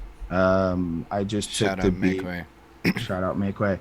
I took the beat from SoundCloud I found, and I was just like, whatever. I have enough. I'm now brave enough to just take the beat and just do what I want with it. You know, like I've heard people have been doing it. I see people just doing what they want and like the music industry and kind of just like pushing whatever content to see what gets out there. I was like, fuck it, why not? Uh, at the time, I was going through again like a relationship, and things were just kind of up and down roller coaster at the time. And I wrote Whoa, Broken Carousel, basically expressing my feelings on the relationship and how I'm just kind of dealing with it, and I didn't want it to be over, and that like I'm trying to go through life. So You were begging for your girl back. yeah, essentially, I was begging for my girl back. Like I was begging for my girl back, but it was also like good music stuff. Yeah, it was also to, I guess, to prove to myself that I can do what I said I would do. Like Woe was like, she like at the time, she called me out, the girlfriend at the time, she called me out and asked me like what my goal was with all of this, and like why I wanted to rap and why I wanted to keep making music and doing all this. And I was just like, I'm doing it for myself. I'm really doing it to like just help myself grow as a person. And then hold on. So you could just be like doing rap as a hobby and the girl's still mad at you for doing rap as a hobby? I mean, I don't think it was more mad. I think it was because I was just in this lost state. Like, this was right around the time that I first met you, actually. And I was just in this weird, like, lost kind of daisy state with you life. Absolutely had dropped that song by the time you met me. That should have been out for a minute. You even had a music video by the time you met me. No, when I met you,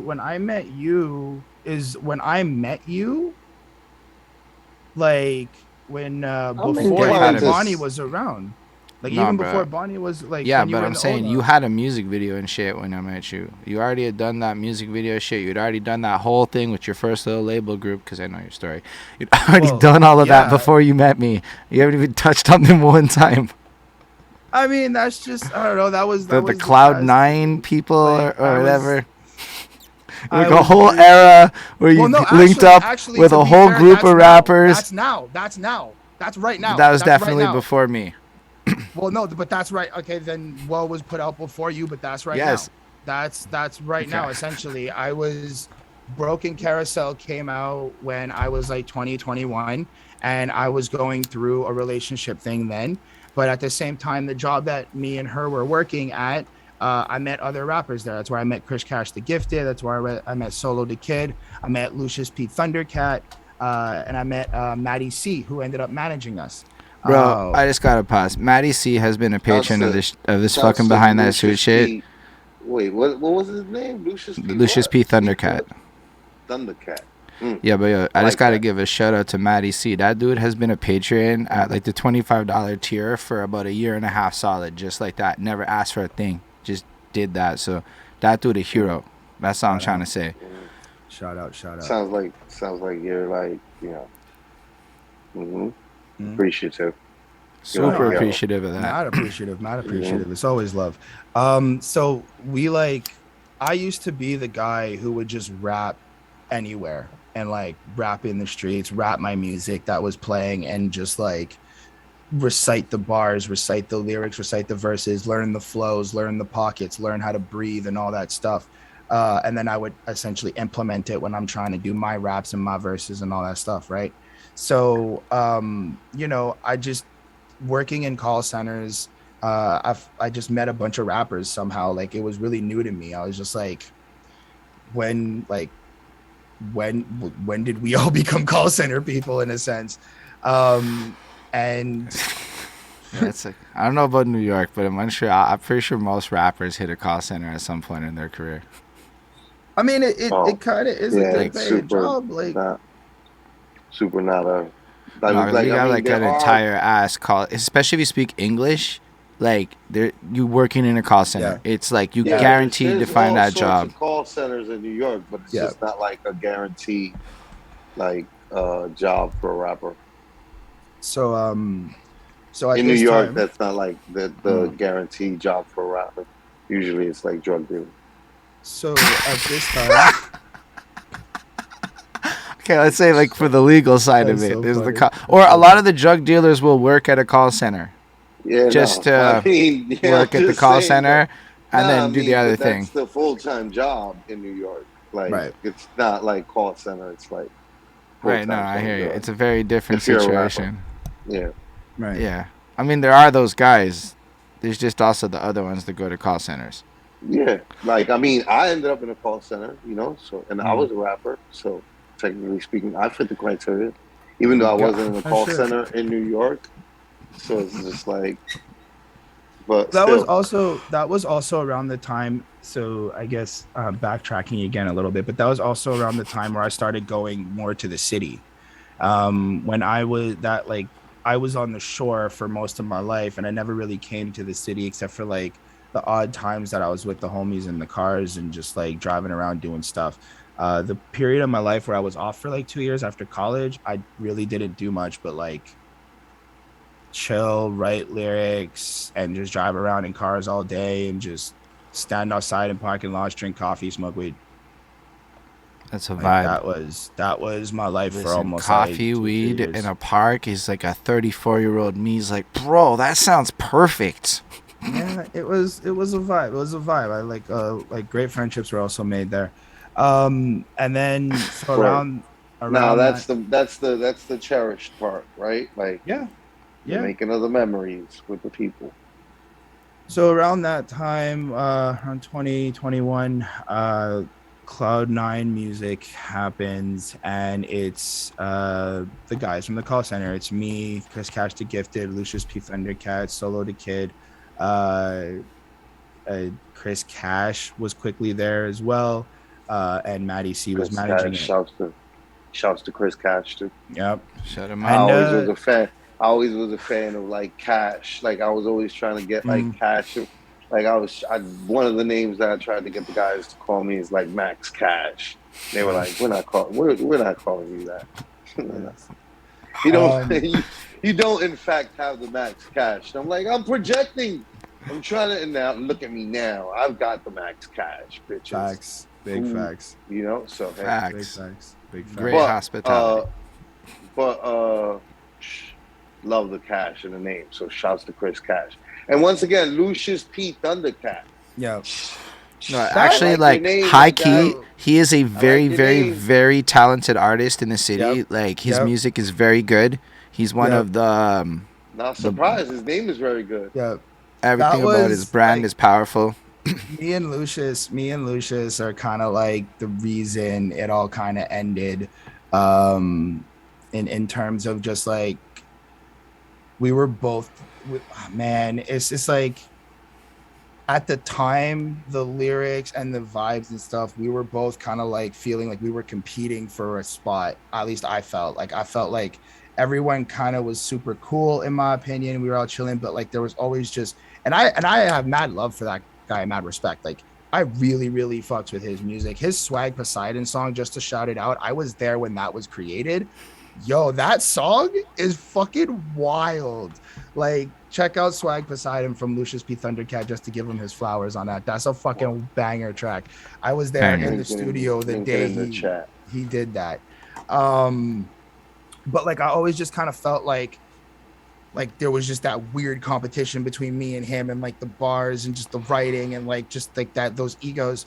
And you know, Chris Chrome does what Chris Chrome usually do, and I just kind of got emotional, let my feelings take control, and I just kind of stormed out and just was like, I'm done. I'm done with all of this. I'm just done with this. Like I feel like there's entitlement. I got like there was like a beat that I wrote a song to that got like passed on to someone else, and it was You like, felt like there was entitlement on their end, yeah. Like I just not on felt like yours. I wasn't really getting any respect, and maybe that's because and I think now I look back at it, maybe I was just being entitled.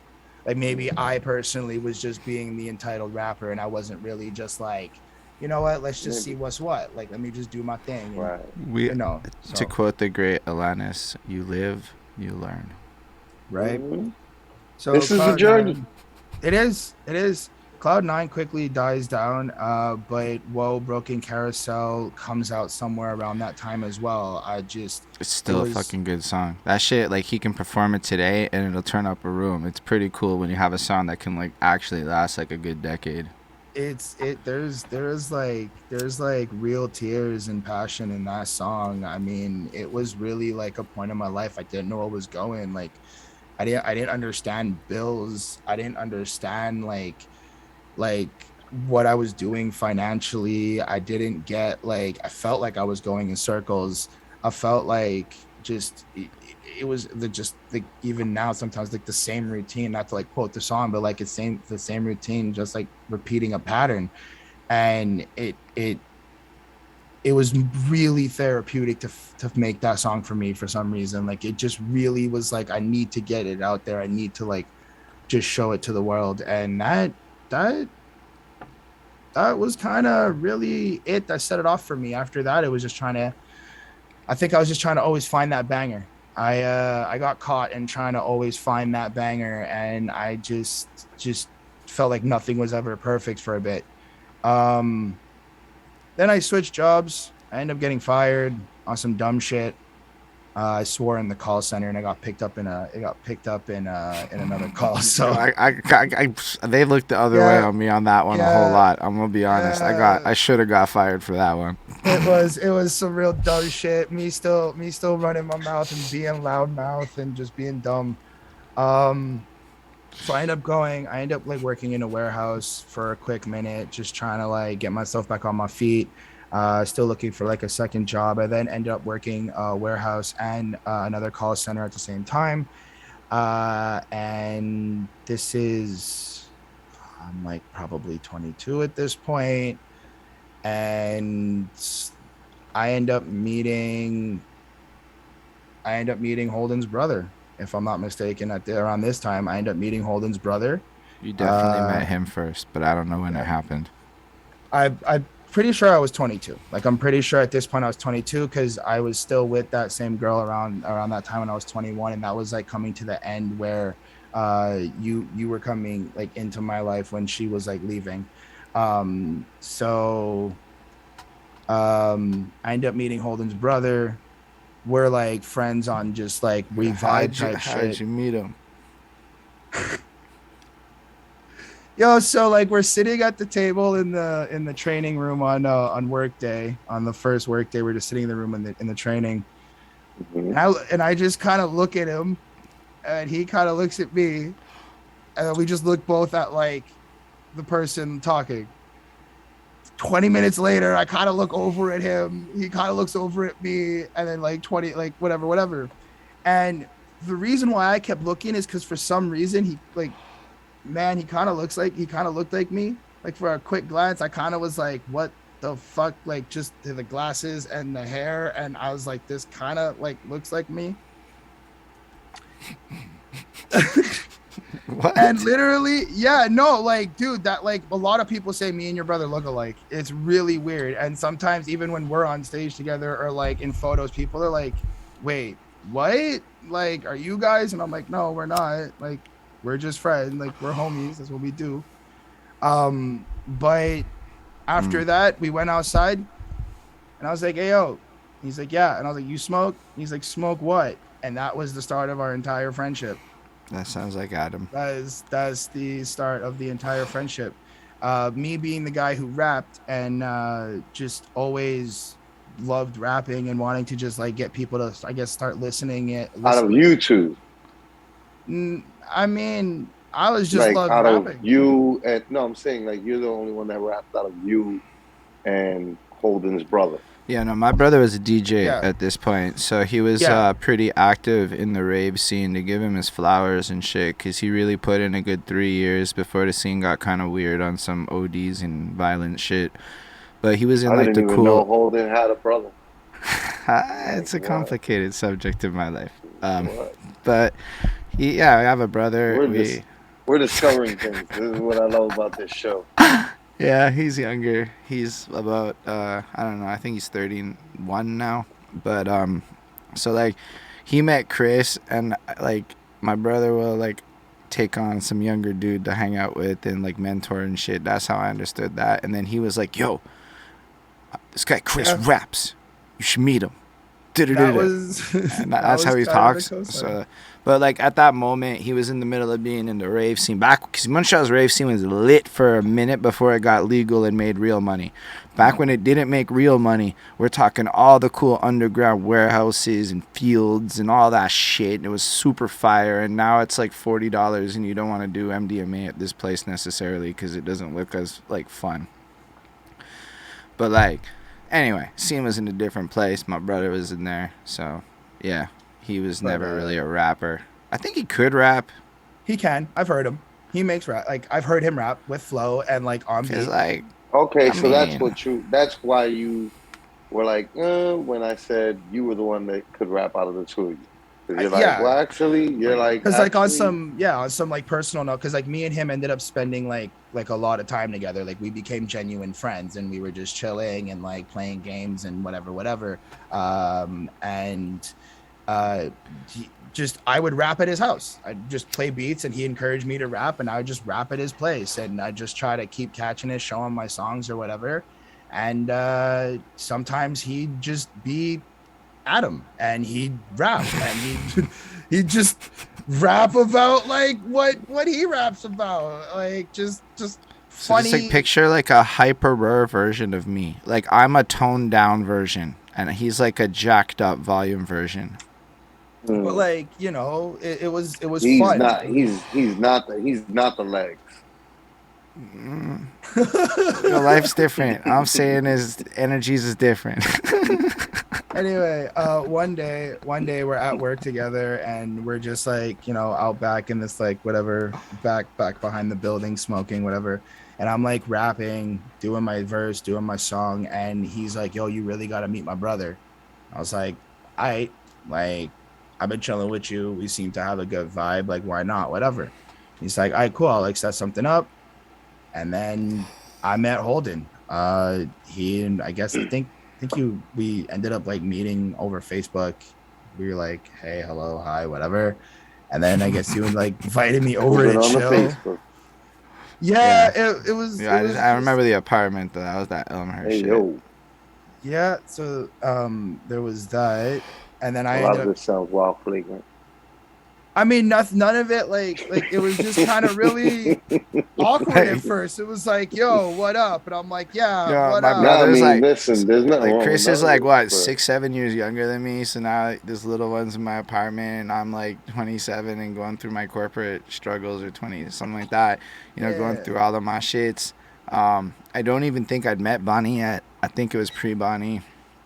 No. So it was like a pretty long time ago. Like, and yeah, Chris was young. He was like 21 for whatever he's saying what his age is. I remember he was like vividly like 21, because he's like, yo, this 21-year-old is here. And I thought, because me and my brother's relationship is not amazing, is a good way to put it. I mean, I don't think we have beef at this moment, but it's just either dead. way. It's a dead situation. Brothers with the beef. Like, there's no problems, but brothers anyway, beef, man. I don't know a damn thing about him for a very long time on some other shit. So Chris be like there hanging out with my brother, and then so this guy knows more about my brother than I do, which means he knows a lot about me. So now he's in my room, and I just meet him. Wait, you mean back then? Yeah. Right now. No, back then. I mean, he still knows way more about my brother than I know today. I don't know anything. Like, he still does. In all credit, when his brother was like, "You need to meet my brother," I didn't know nothing from nothing. That was the thing. It was like, but just by knowing my brother, it's like this snapshot into my life, because now you know a lot of things about my past. I mean, fair. But in any case, me and Holden linked up out of that, and I ended up chilling with Holden that one night in his apartment. We were just chilling, showing each other music. I think you introduced me to Joker. We like vibed to like Tech 9. Yeah, we just kind of chilled. That was definitely going through my Tech 9 phase and my Hobson phase. That was the Hobson phase. Yeah, there was also I think that's also the same night you were like I'm picturing it right now. I would not want to be in that room. No, you would not. It was a vibe. It was not Littyyy though. I would not call it Littyyy. Fair. It was a vibe. It was a vibe. I'm not denying. Yo, that vibe worked very well with ladies in general. Yeah. I would imagine that there were young ladies that were into that vibe. I think that's also the same night. There were young ladies that were into what the fuck we were talking into, and that shit was like a bunch of like fucking gangsta shit. But it's like, you know. If I could say anything, all right, there's ladies who are into anything you do if they are vibing with you. Like, if you set the vibe, they'll ride with you. That's what it is. That's really what it is. Just be yourself. Women are beautiful creatures. They are very nurturing, and they are very encouraging when they want to be. Yep. And when they enjoying gentleman's companionship, they're like, Yep. whatever you're into, my guy, Yep. let's get it going. Absolutely. Yo, I feel like girls Very will pretend. supportive. Girls will also pretend to like whatever the fuck you are doing if they want Yeah, that. this is what I'm deep. saying. Yeah. They'll be Well, like, there might be whoa. that too.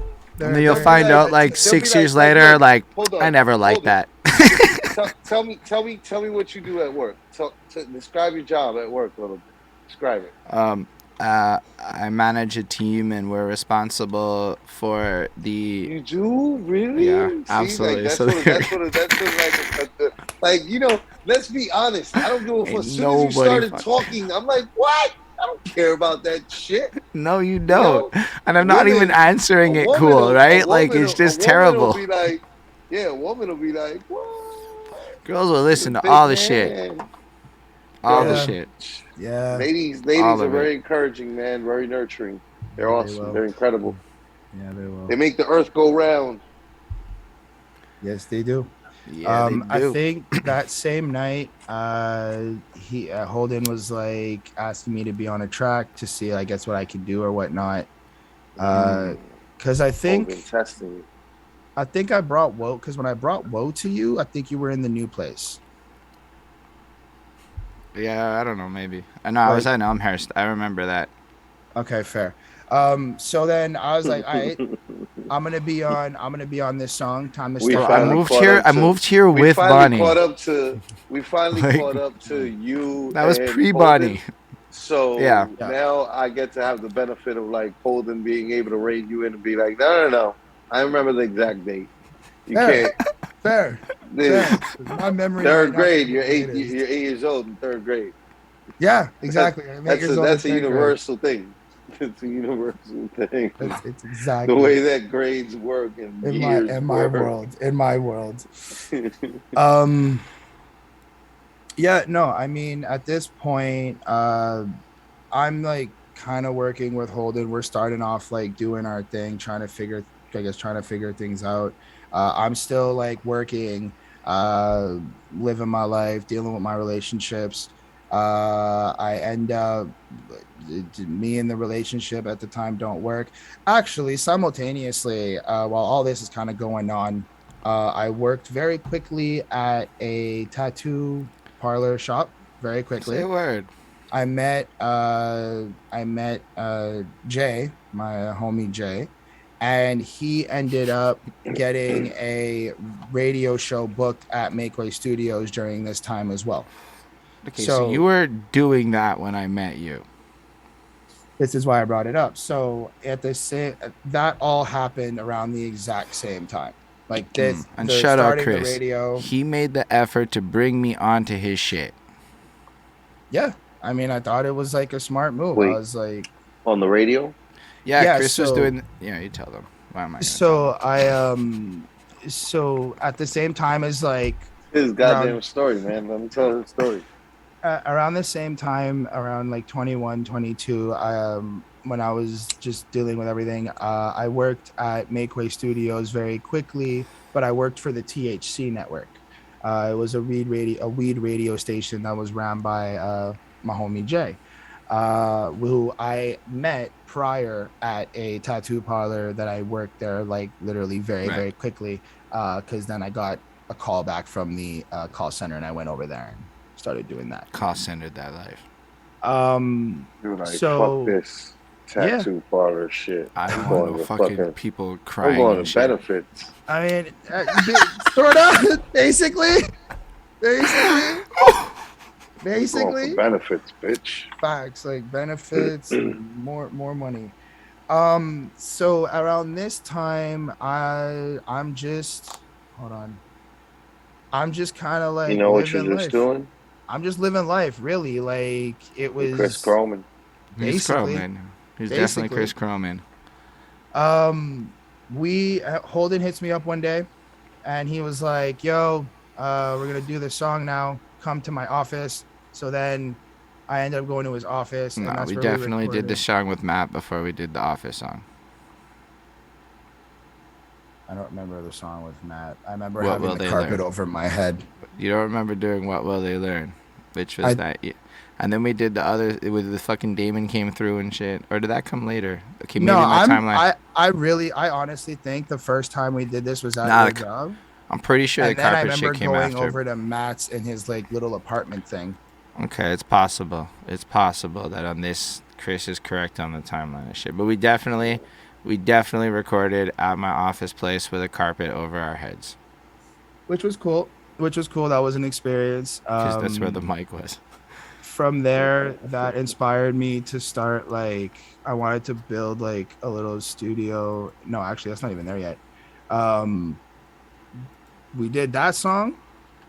And then life happens. I don't really remember much happening after that. I ran the radio thing for, like, a couple, 2-3 months. There was, like, off days that we didn't show up and then, like, kind of picked up again and stuff like that. But then that kind of really just fell through. There was that one episode that Holden came on, which shout out to you for coming through on that. That was cool. From there, just more life, just working, writing lyrics. More life. Just more life, really. Like just grinding, trying to get a job, trying to get stability, building my CV. My like just figuring out what I want to do, where I want to go, what happens if I don't become a famous rapper. Because like at the time, as much as like I may have met Holden, I wasn't really putting in so much into like a lot of creative endeavors or anything like that. I was really like involved in my relationship and kind of like doing all that. So then me and her end up breaking up. I moved back home. That kind of runs means for is a he little leaves bit. Montreal and he goes to the South Shore. True, I should be precise on that. I leave Montreal, I go back to the shore. That was went back to Staten Island. That's what I'm saying. From there, I worked in a hotel very quickly because I had to get a job. So I ended up cleaning up rooms. Yep, or cleaning up rooms. Nope, cleaning up rooms. Making sure, but not just cleaning up rooms. Actually, it was like building, like not building, but like repairing the beds, making sure the feet are proper. I would exchange beds sometimes. I learned how to make the beds, do the pillows. Just all the shit. Go downstairs. It was really actually a cool experience. Like all things considered, it was a really, really cool experience of like just learning how to do life shit. Like I never, without me going to you were like righty tighty lefty loosey. This makes perfect fucking sense. Like that's really just why nobody tell me all this shit. Like I mean, there's pockets growing up where like you learn and your parents teach you and stuff like that, but I never really had somebody who like just taught me life shit. I was really always either on the computer, on the internet, playing whatever game, whatever website, or I was playing actual console video games, right? So I never really got like, I guess, just general life lessons. So working in the hotel, really shout out to them for just like teaching me all that and just like learning like simple. Imagine if more people like appreciated what jobs offered them in life for all the things. I mean, wages aside, whatever, some places is trash. I'm sure a lot of us learned life lessons at work that we're not appreciative of. I think it comes with time. I think like once you get older and you like change professions or you change your life and you evolve and you look back, you then can appreciate it. So like now, like if somebody I think we all appreciate one of our like young jobs, like the first job that you're like, man, that was a real cool job. I just fucking fucked that up because I was young. Yeah, which is what you're supposed to do when you're young. You're supposed to fuck some shit up. So then this is the end of, this is probably actually, holy shit, this is when I turned 22 because I moved out. So all that was 21 and this is now me turning 22 in November and I end up moving out or 22 turning 23. I end up moving out and I move in with a girlfriend. So I leave my parents' house and I move out for the first time officially. Like when I was living in Montreal with the other one, I was at her place with her family and stuff. And I was just doing that. But this was like officially the first time I'm out and like splitting the bills and like really starting to like live on my own and do that. At around this time is when I think about a couple months of that happens, and then I think we start doing the podcast because I remember being in that apartment while doing some of the reviews. So around this time when I'm like 22, 23-ish, me and Holden reaches out and he's like, I want to do a November podcast. 14th, 2016. There we go. That's when we did the first one. We did the first one, which was... Wait, so the day that you called him about it, you did the first one? Okay, I called him like me. I called him like a week before. It wasn't the 16th. It was like it was like the 9th. No, it's maybe a week before. Or we had talked. We had talked about it. Like we had been talking about it because I had been buying shit in pieces for like a hot minute. Like it was like a build up, and like I bought the fucking the foam for the wall. I bought the this. I got the that, and then we started at one point. I know we started on that date, and Damon was involved. And shout out to Damon. Shout out to Damon. She's cool. No, Damon's cool. She doing her thing on TikTok still. Yeah, like she really pushing her like TikToks and doing it proper. But so from there, so Holden like hits me up and he was like, you know, let's chill. I want to talk some shit out. So I go over and he was like, I want to start a podcast. I want to start doing album reviews. And we definitely we did not start with reviews, but we started a podcast. Yes. Fair. That was true because we did like we tried to. Well, I mean, we kind of like did a review. It was like it was more meant to be more conversational with maybe some like music mixed in. And then from there, it just kind of took off. Like I think I feel like I'm more focused and got like wrapped up with him for a quick minute and just doing the reviews there. Oh no, you're right. There were reviews, but they were shitty reviews. Because I mean, we did like All Eyes on Me, and we did like some that was after like 10 episodes when we went on camera and shit. We did like the first anyway. Like, in the beginning, we were more topical. First Headspace is Eminem's new song, and it was us like talking about it. It wasn't really a review. It was more like a discussion, you know? Exactly. So we and it sounded like that a lot more back in the day.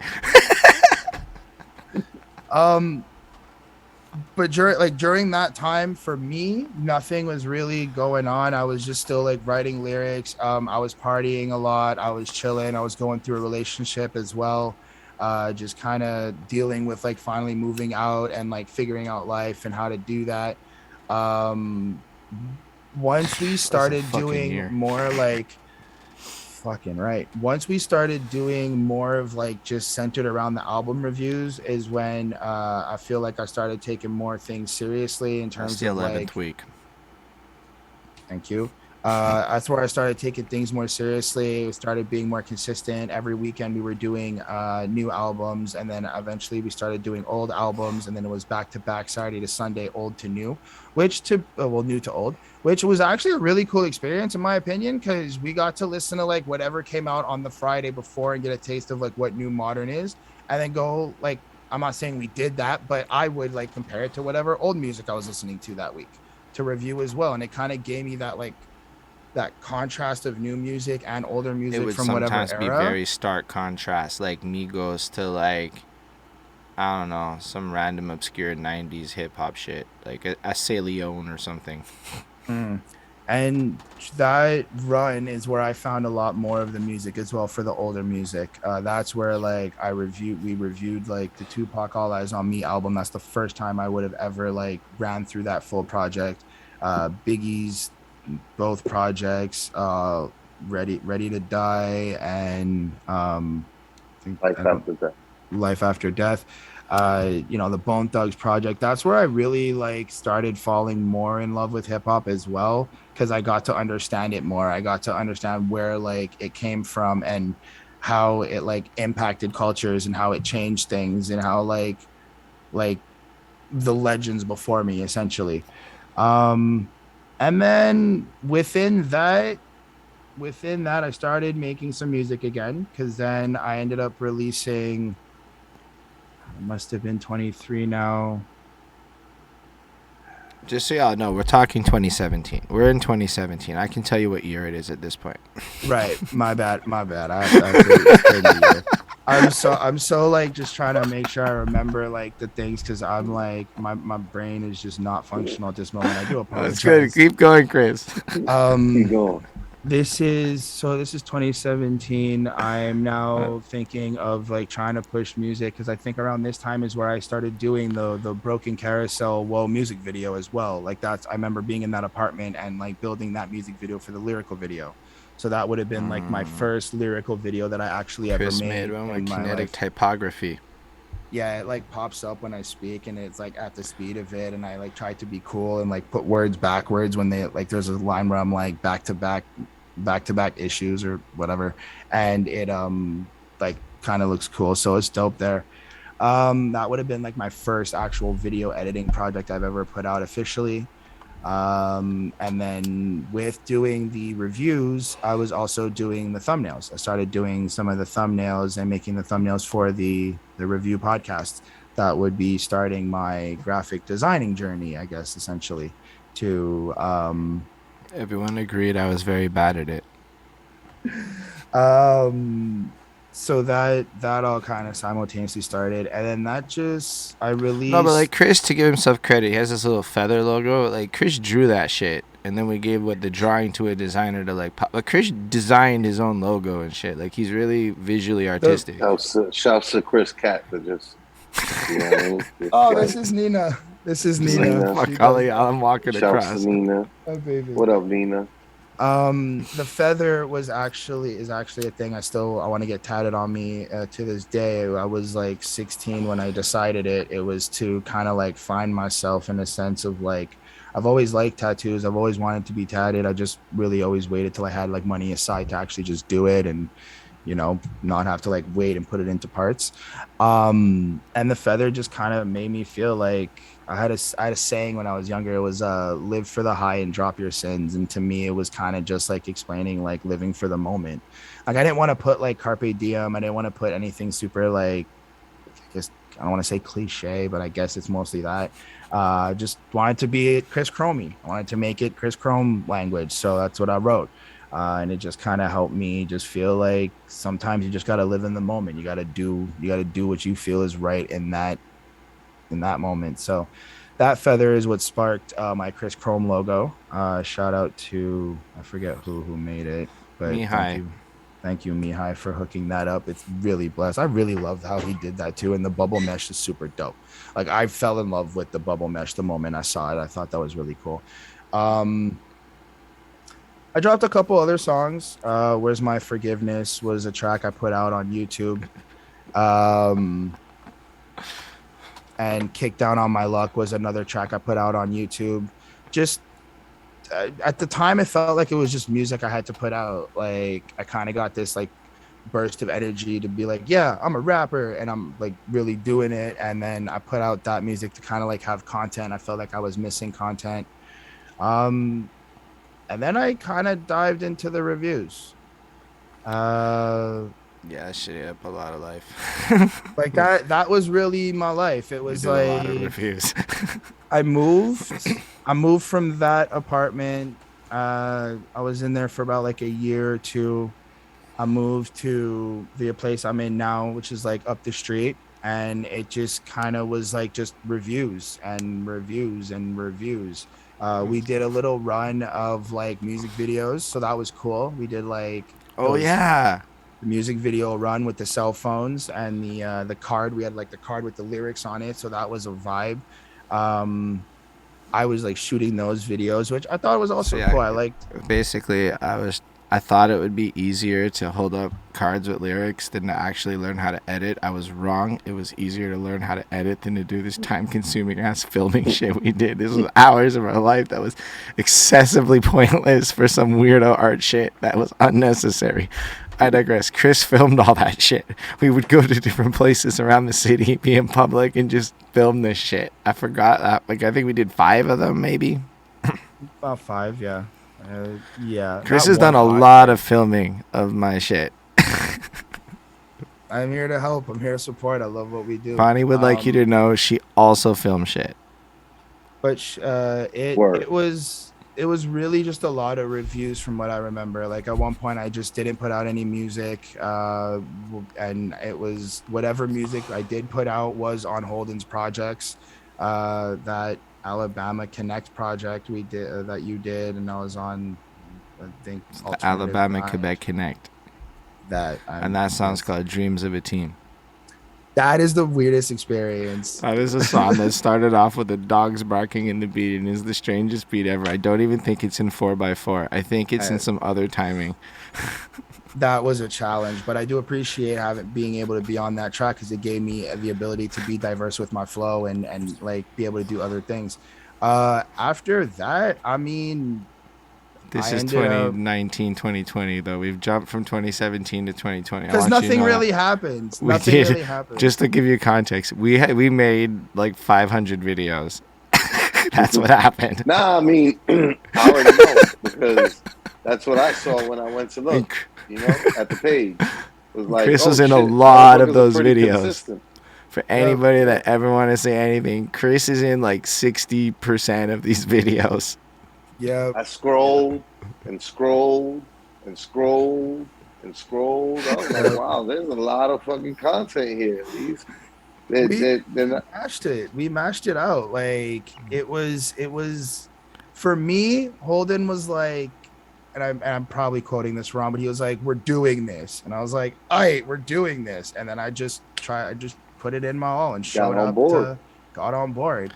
I do admit, I mean, there's looking back at it, I could have like done so much more and like help progress a lot more and like grow up a lot faster. You were busy being young and having your heart broke and learning about heartbreak and girls and all that fun like stuff. Valuable life stuff, man. Bro, I've come to see that that's what 22-year-olds do, no matter how serious they be.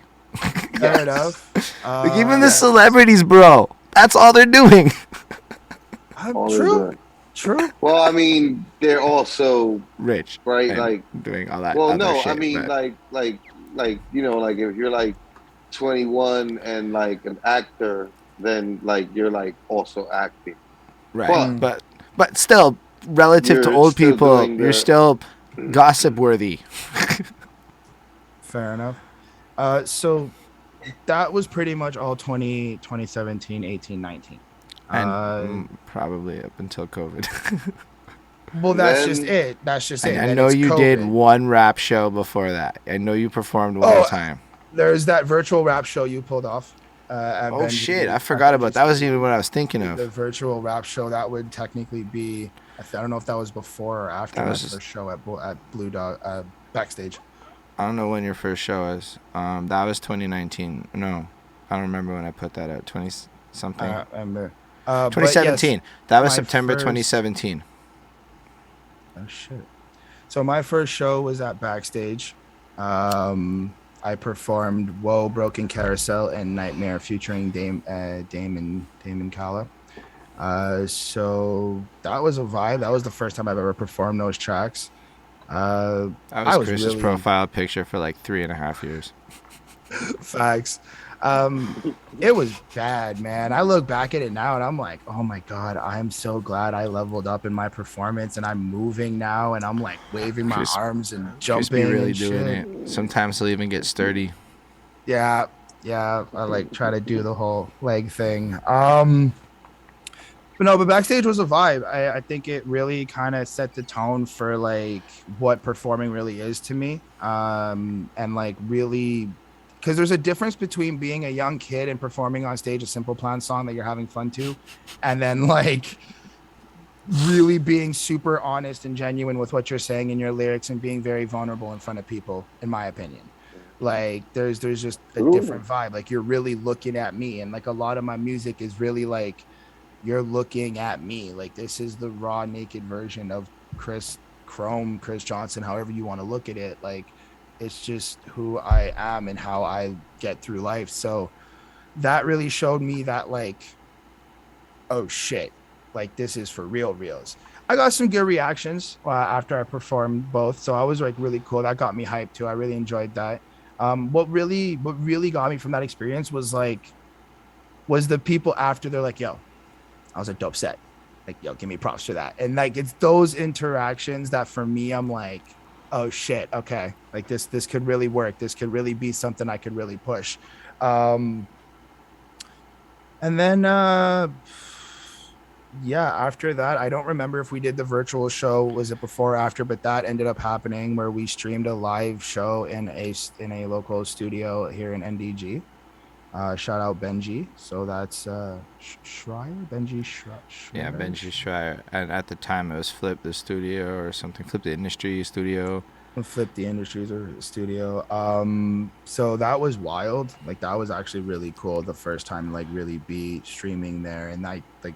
Yo, I high never key, actually I'm streamed kind before of proud that. of that shit, bro. Like in 2017, before it was cool, we did a full ass concert with a host and a band and a bunch of rappers, and like just did a show, like a full concert, and streamed it to Facebook and YouTube and shit.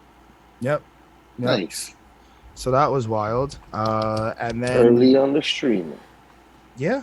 And it went From there, perfect too. Like it sounded good. Like we did it. Like the first one, I'm just to me, it's a flex because we did it right. no, it straight up is a flex. Like especially how it transitioned into what we're doing now and streaming all the time and like going live and all that shit. Like it definitely is a flex to kind of be like we're somewhat like before it was cool. Maybe not pioneers, but you're doing it before it was like cool to do this shit. Then it got I don't know if it's cool to do this shit yet. I think it's cool. So like that's all that matters. If I think it's cool and we think it's cool, then it's cool. That's how I see shit. From there, yeah, I mean, I think things kind of quieted down. We were just doing the reviews. I was ending a relationship. She ended up moving out, and life just kind of took its course. And within this time period, also, I ended up leaving the hotel and I started working at the call center I've been at for the last like 5 years. So I've been holding that down, being steady there, and really moving up and trying to do that corporate life a little bit. Then COVID hit. Like that's kind of how I see things. If I don't think I'm missing anything, I didn't release any music for a very long time, like my own solo music. I mean, I mean, Chris fell back on life because he needed to heal his heart. no, shit needed to change, and I was going through a very transitionary phase. Yeah, very important I can't speak. Transitionary phase in my Chris life. kept editing those and whatever he did. I don't think you were editing. Chris kept doing stuff. I don't remember when he started. I think he started editing with the interviews. No, I mean like we kept doing the reviews, and then I slowly backed out of the reviews because I was just like going through life, and we were just kind of like I was always around, and like whenever there was something to do, I'd be there. But I don't really remember much happening because I ended up stopping to do like I wasn't on some of the reviews, and then those died for like a quick minute. But then COVID hit. And once COVID hit and you were like, we're doing interviews, that's when everything kind of all changed. And that's where life kicked into super gear. And I just started moving, doing a bunch of shit. And that would be around October 2020. Yeah, no, just October. No. Yeah, no, October 2020. That would be it. Yeah. And then that's when we did the Chris Chrome interview, and it was 4 hours of what you saw at the beginning of this interview. And then slowly at the end, it becomes like what you see now. I get my whole like excited, giddy phase, and then I relax, calm down, and my brain starts to work again. Ah, man, the joys of my life. Yeah. So COVID hits. I get sent home to do work from home. We start doing the interviews. Still not much is really happening. I'm just banging out all the interviews, doing Bridge the Gap. So gotta imagine everything that as of like, I don't know, I think November, Chris takes on editing. So the whole everything we did, anytime you saw me do, if I did 11 interviews in 10 days, Chris had to edit 11 interviews in 10 days. I mean, Chris, he would look at my schedule and be like, fuck you. I mean, you know what? On some real shit, I was on some sick leave from work at that time. So like I quietly just stayed home and interviewed all day and kept banging out interviews and trying to get them to be up to par so I can get them out and catch up.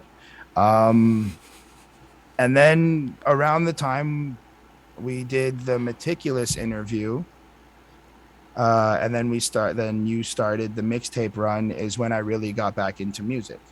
or at least That whenever you was- started the mixtape run is when That I was really. last May. So last May, when you started the Like mixtape run, I 2021. jumped in and started doing the track threes, and then I ended up on that mixtape run, and I made my own projects, and I ended up, and I'm very actually proud of myself. I put out 4 projects in like 6 months. And Chris Yeah. mixed them all himself and recorded all the shit himself and did it all by himself, made his own graphic designs. He also did a bunch of acapellas. Yeah, I was gonna get to that, but yeah, I took it on. I took it on my own self to do all my own mixing and making it sound the way I want to sound. I do like, professional mixing and like having somebody else do it and get like better sounding quality, but I also feel like at the stage of where my career is and who I am as like the rapper and as a person, I'm like, I want y'all to hear this ruggedness. I want y'all to hear like my grittiness and my roughness that I'm bringing to the table right now. So the first project would have been the On Road with 7 Free Meticulous Beats. That's the one with the Cool Man Logan song on it. I just kind of banged that out. I kind of just like took some verses I had. I like wrote some other verses, and I just kind of banged that out on some like Holden. I felt like Holden challenged me to just like I write absolutely freestyles. challenged the whole fucking world. So Yeah. we started a cipher at one point. We were doing that weekly, and then the man Meticulous sent in his beat pack, and he's the only person that sent us tagged ass beats with the no free beats. Purchase your tracks today. So it was because you knew it was his beat if you heard that. But then I was chilling with the mans, and he told me there was actually 7 free beats on his website. So I was like, I think it would be fucking hilarious if I just made some fucking terrible songs on your free beats, because this guy's like one of them super pristine perfectionist guys. So I'm like, I'm gonna make some bad engineering shit on your music. And then I just like, yo, but like the licensing agreement is there's our 7 free beats. If like you need free beats, take this man who is giving you permission to use these 7 free beats at meticulous.ca and use those. Stop stealing your shit, especially with YouTube's current thing where they're blocking you from playing stolen beats in the DAW. That's actually been fucking up people trying to perform at our shows recently, because now YouTube be tracking when you steal the beat and not letting it work in the fucking sound system for the DJ. I digress. So yeah, I put it out to the world. Everybody should just be, if you don't have beats, go take this guy, And so I did challenge him.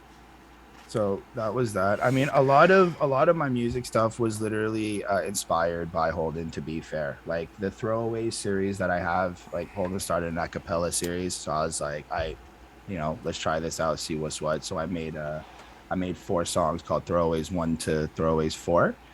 Just kind of like some rap slam poetry type shit. No beats, no instrumentals, just my voice. Right. Y'all could be monetizing acapellas this whole time and just did not with your distro kids. And then after that, once he started the mixtape run, I took the 7 free beats from Meticulous and made On Road with 7 free Meticulous beats. Then that kind of sparked my idea to make it goes beyond the Skin Deep beats, which is the Skin Deep project beats that we got off his project from Bandcamp. So you should go and purchase that, because those are fire beats, and we have really fire songs. Should probably hit him up before releasing the shit to Spotify, though. I mean, while Meticulous's licensing agreement's cool, Skin Deep's was a little more. We worked it out with him. Fair enough. And Letters I Forgot to You was, and to answer Holden's question from earlier when I was watching you guys live before pre-show, yes, I actually woke up one morning and Luane Hayes literally just like emailed me 3 beats and was like, yo, do something with this. And I was just like, okay, free beats, let's go. And that sparked Letters I Forgot to Give You. And that was my ADHD song. That was Starting to Let Go. And that was Everything's About to Change. And then, yeah. Like, yeah. What he's trying to say is, as of this point, I have not released any more music. But I have not released any more music, but like that's just the projects that came with it. from there, we're now in 2022. By the way, we've hit 2022. We're now in 2022. We are in the present. We are in the present. I haven't really done much. Like, I haven't really done much. We started What are doing the plans shows for the future? Bro, you've been rapping all fucking summer. What do you mean you haven't done much? No, I mean like in terms of like overall story. Like, I just haven't done much with like my past life. A lot of it was just like girls, drama, living, being a teenager, being a kid, riding around, having fun. But speaking present times, we did this run of performing, and we're still performing. We've got some shows booked and coming up in September, October, I guess, or at least October. September 30th is definitely a show you're booked at. That's our show, Chris. September 30th, yes. Because Chris is now an event planner too. He's not even hyping himself up right. Another hat for the Renaissance fam. Yo, and this time Chris definitely putting in. He's doing his share, is what I'm saying. I don't know, man. Sometimes I just do what I gotta do. But Chris no, so also started doing graphic design consulting. Like, he's done a whole bunch this year. I'm so like wild. Like, yo, I'm like, I don't know, man. I'm like, it's weird to think that I'm actually doing so much and that I've accomplished so much with myself, and now I'm in that like weird, like, holy shit, like I'm actually doing so much.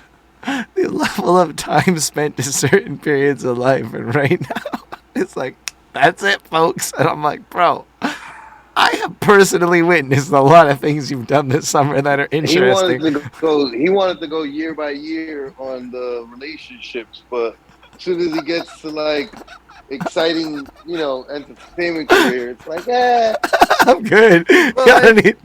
So like current things, right? So COVID finishes, we do the performances. I've performed at local venues like Blue Dog and Belmont, Bistro St. Catherine. I got to perform at Under Pressure, which was fire. Thank you, Holden, for that. Just it's been a crazy summer. Chris has been pulling people to shows. I mean, local rap.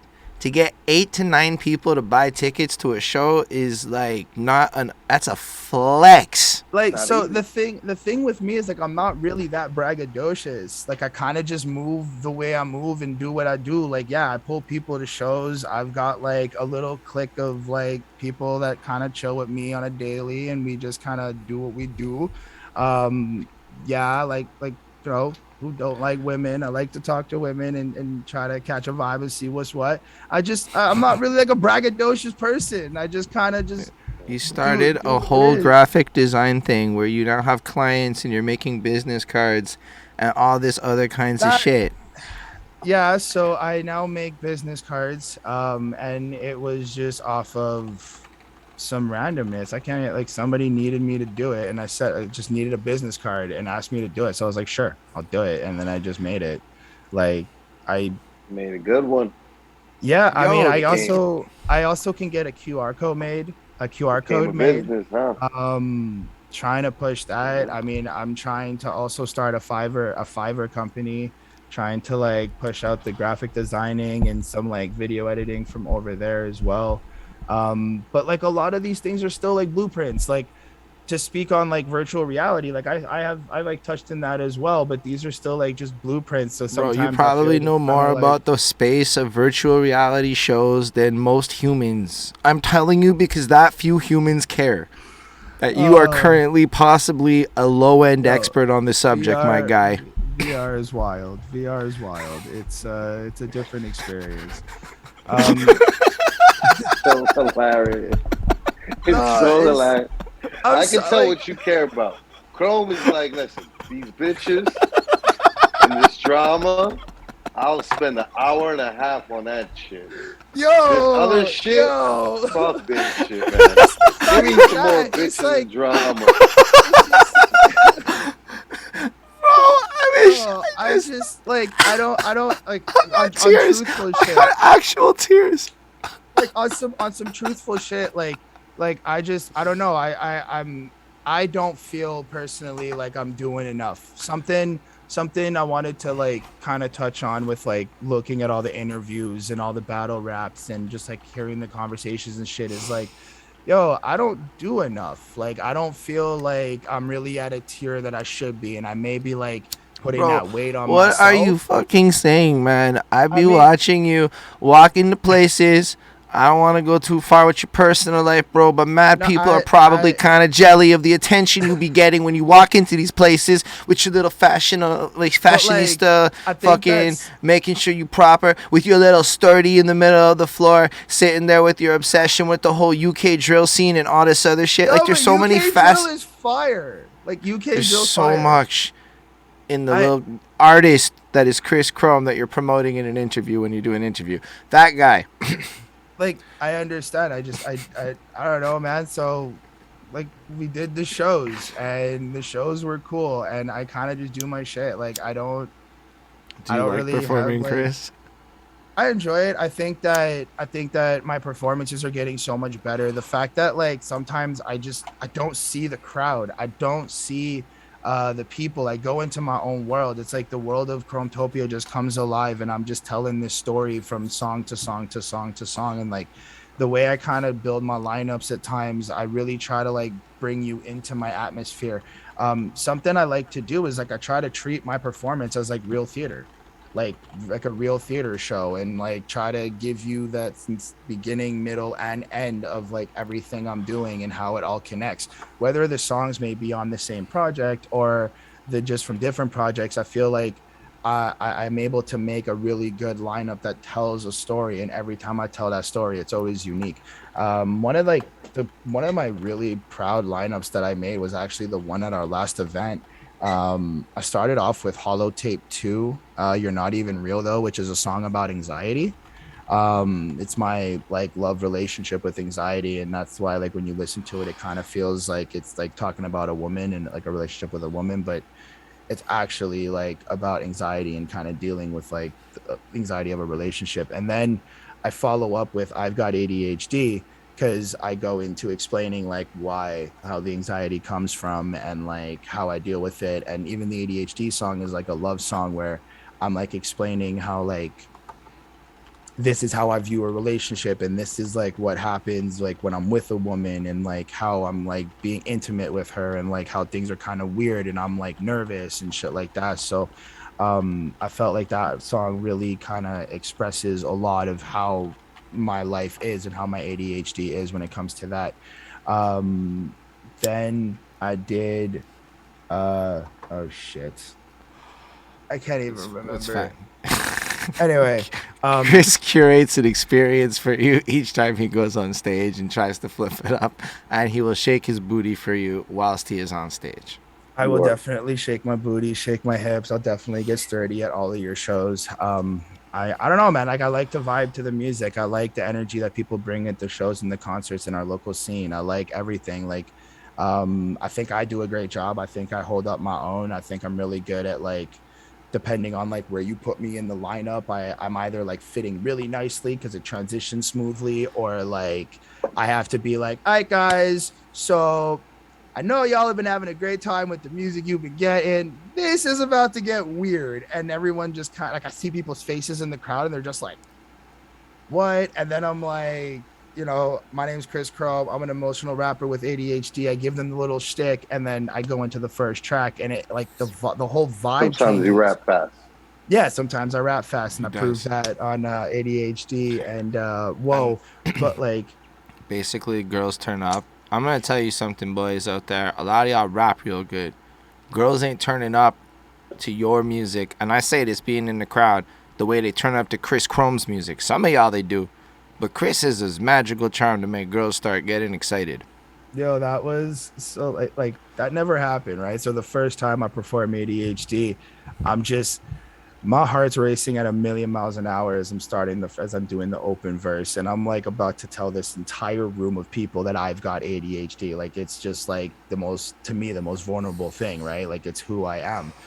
And yo, I just like I've got ADHD, and then this like group of girls in the front were just like, whoa, and I was almost thrown off, kept it cool, did the whole verse, held it down. But like for a quick moment, I almost was just like, oh shit.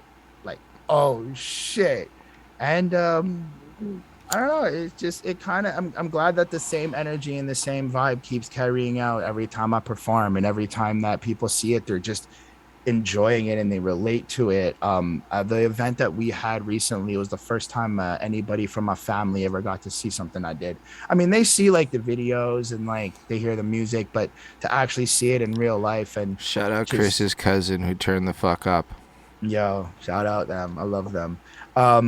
Like it was just, it was a vibe, and like to see even how they were impacted by the music I was making and by like what I was saying. It's like, wow, I made, like, I could do this shit.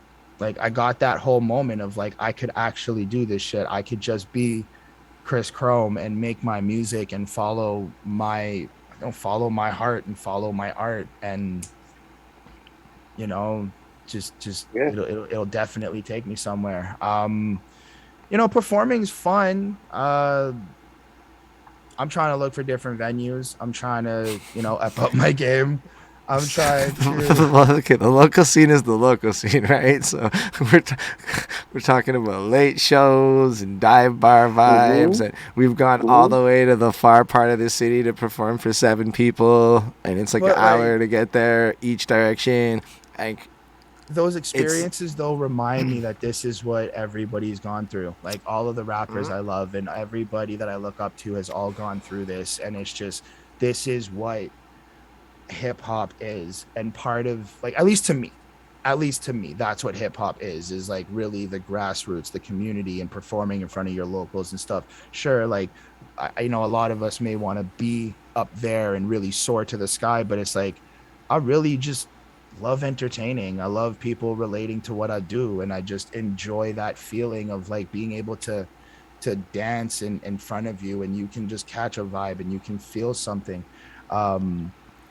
So like, I enjoy it, and that just kind of that's kind of what keeps me going. Other than that, I mean, I don't have really much else happening. The business cards thing was something, like I said, came out of the blue. I've decided that, why not try to make some extra income? Why not try to do some like side hustle, or try to figure out another way to get another line of income, right? Like, so I started making business cards. I made a few album covers for some people a little bit as well. Shout out Instincts. He hit me up on some album cover stuff. Shout out Holden, of course, all the time. Mad love, respect all the time, because I get to make album covers for him at times, and he puts it on Spotify and everything. So there's always that love and respect there. And it just, I'm slowly just kind of building my empire brick by brick. I'm now currently working on my project, Broken Hearts on Broken Mics. It's going to be another just kind of phase in my life, and just talking about certain relationships this summer, and just kind of certain moments in my life where I'm growing up and realizing like I'm changing, I'm evolving. All I can tell you is, being a witness to this summer is going to be some interesting music. It's been a while. I've had a wild summer. Like I've like Chris Chrome had quite the summer, is what I'm trying to say, for all of his meekness here. Like we'd be out there, like we multiple weekends in a row being out there. 2-3 o'clock in the morning, fucking just roaming the streets, Ubering it home, just living life, hitting up Bell Pro for some hot dogs and poutine, enjoying life, just doing the great shit. What's set to come? The project most probably is going to be dropping around my birthday. Chris is going to launch a VR cipher at some point. So the VR world. Cipher. The VR world. Sheesh, bro. No, it's like dead ass a cipher in virtual reality. So. Of some sort. Open mic, cipher, variety, whatever Chris decides. On Monday, it's basically a cipher, but it's going to be more of like a hub. And what I want to do is I want to do the interviews in there. I want to stream the interviews. Oh yeah, we'll be in the room too. Well, whether you're in the room or not, but like I'm sure we can jury rig away that our little avatars are in the room. Definitely. It's already done. We have the avatars for when we go into Somnium. So like there's that. Like Facts. It's the same avatar. I just connect it. You link it over. So Somnium is basically like an app, like Well, where you log in and it's got social media All right, spaces guys. or VR spaces. Flacco's like, Somnium. well, What? no, like No, but it's just to explain like what it is, right? It's just an There's gonna app be where some VR VR spaces. shit that's coming. There's some it's VR it's shit some that's it's coming. some cool VR It's shit. gonna be a cipher. It's gonna be a cipher. It's gonna be a Something- room. It's gonna be a chill gonna be a room. It's gonna room. have Yeah. videos. I was thinking like Video, we could also cipher, like run the videos of interviews. old interviews when people just can go in and catch them as they're there. Like people just chill in the rooms. 24/7 network. Exactly. So there's that. I mean, I do want to make a lot more music, but for me and my music, it's like it's gonna come when it comes. Like I really have to be in that like vibe and really get that like story going and that energy. I'm gonna start streaming. I'm saving up to get a streaming tool so I can play my PlayStation and not feel bad. Like He wants to get one of them things that you want me to get. The Elgato. I'm looking into Elgato. Yep, to help the streaming for the games, so I can start doing that, and I can have my little stream going. Because, I mean, I like playing games still to this day. It's a good escape. It's a good release. Why not, make some money? Well, try to make some money, or at least make content. If nonetheless, I don't particularly care about the money. To be fair, it's more just I want people to watch me play games and have a good time. So that's really kind of my life, and the rest of it is just figuring it out. That's really what I'm about, is just kind of figuring shit out. What's the next move? What's the next plan? And how do I become better to be a better person? Facts. Yep. Chris Chrome. That's Chrometopia in a nutshell. Yep, that is Chrometopia. Chrometopia is. I don't think it's a nutshell. Nah, it's like a beanstalk. It's a whole beanstalk in the clouds with the castle. It's my world. It's my little world where I get to just kind of escape and create my characters and just be me for a second. I feel like I'm so busy. Sometimes I feel like I'm busy being somebody else that I'm not ever myself. And whenever I get to like make the music and I get to just be in that Chrometopia world, it just like goes. I'm also looking into maybe making a shirt. I want to make a shirt that has like I've got ADHD, my whole lyrics on it. So I want to make a shirt. I'm looking into that. Like I'm just dipping my hand into a bunch of shit. I'm trying to just get a bunch of shit started. So well, I could tell you on behalf of our team, we appreciate you and everything that you do for the team.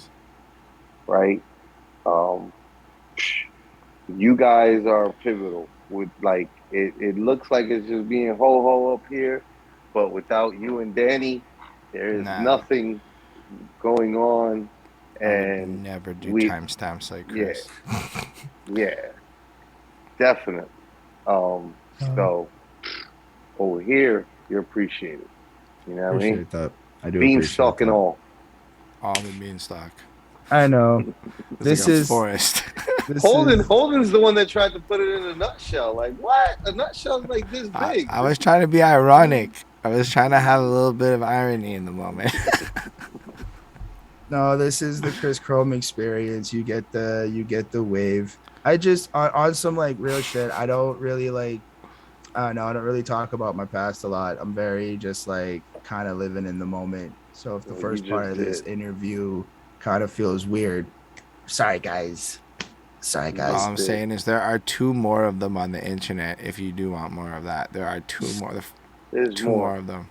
There's so much more experience. There's so much more. So much more. You can catch him live on a bunch of shit over here. I was gonna say, oh, there we go, Bon with the socials and the links. Yes. In the comments. Although, was there any questions? Does anyone have questions for Chris? Yeah, that was that question from before that you said you were gonna say. Oh, what other genres of music do you like that are not hip hop? That's fair. It didn't come up organically. EDM.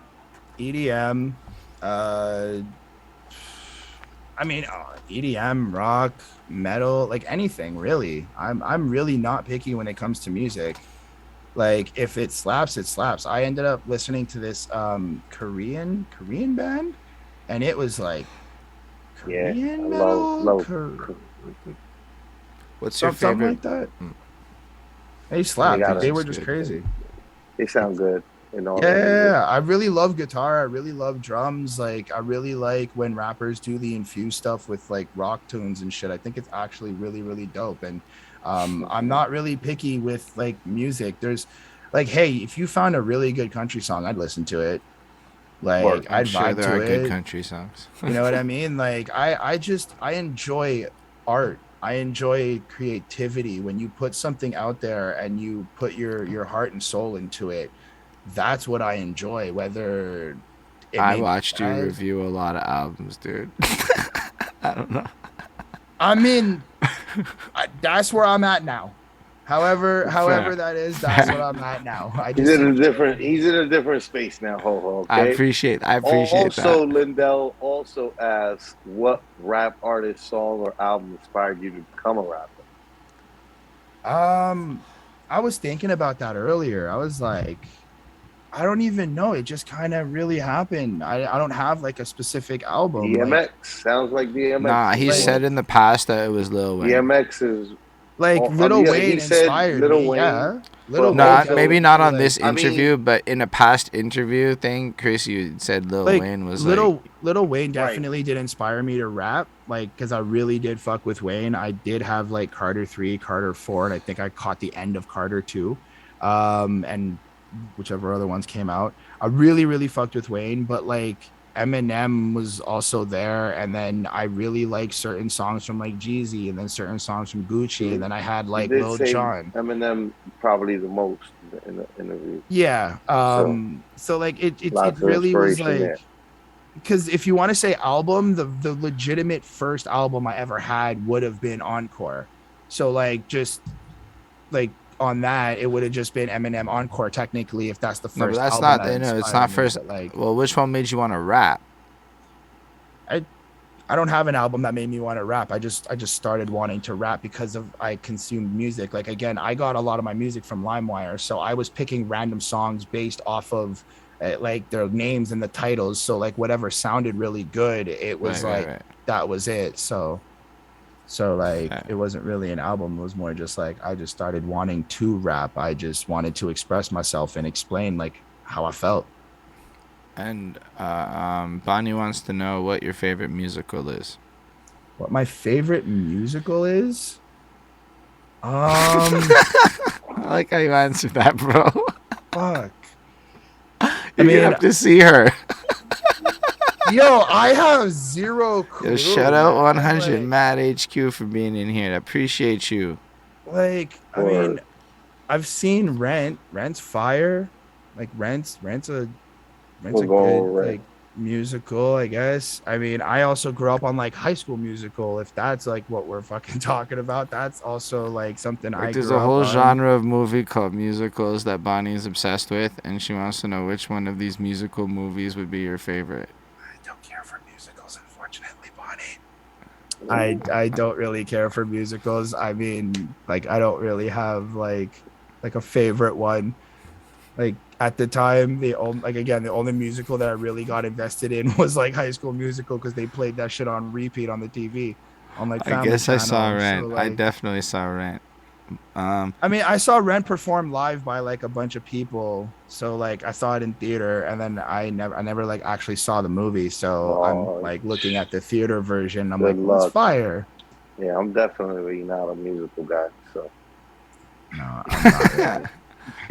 You're like, I'm a movie not buff. into the musical Linda's movies. like, let me tell you something. I got a musical for you. You know what my problem with musicals is? It's not so much that they're inherently bad. It's that they're all inherently the same genre of music, and I don't like that genre of music. Yes, and if they made Fair. musicals in genres of music I You know liked, what musical I like Tenacious D and the Pick of Destiny was pretty dope because I liked the music. That is a dope I movie. hear that. I love the Beyonce opera, hip opera, Carmen.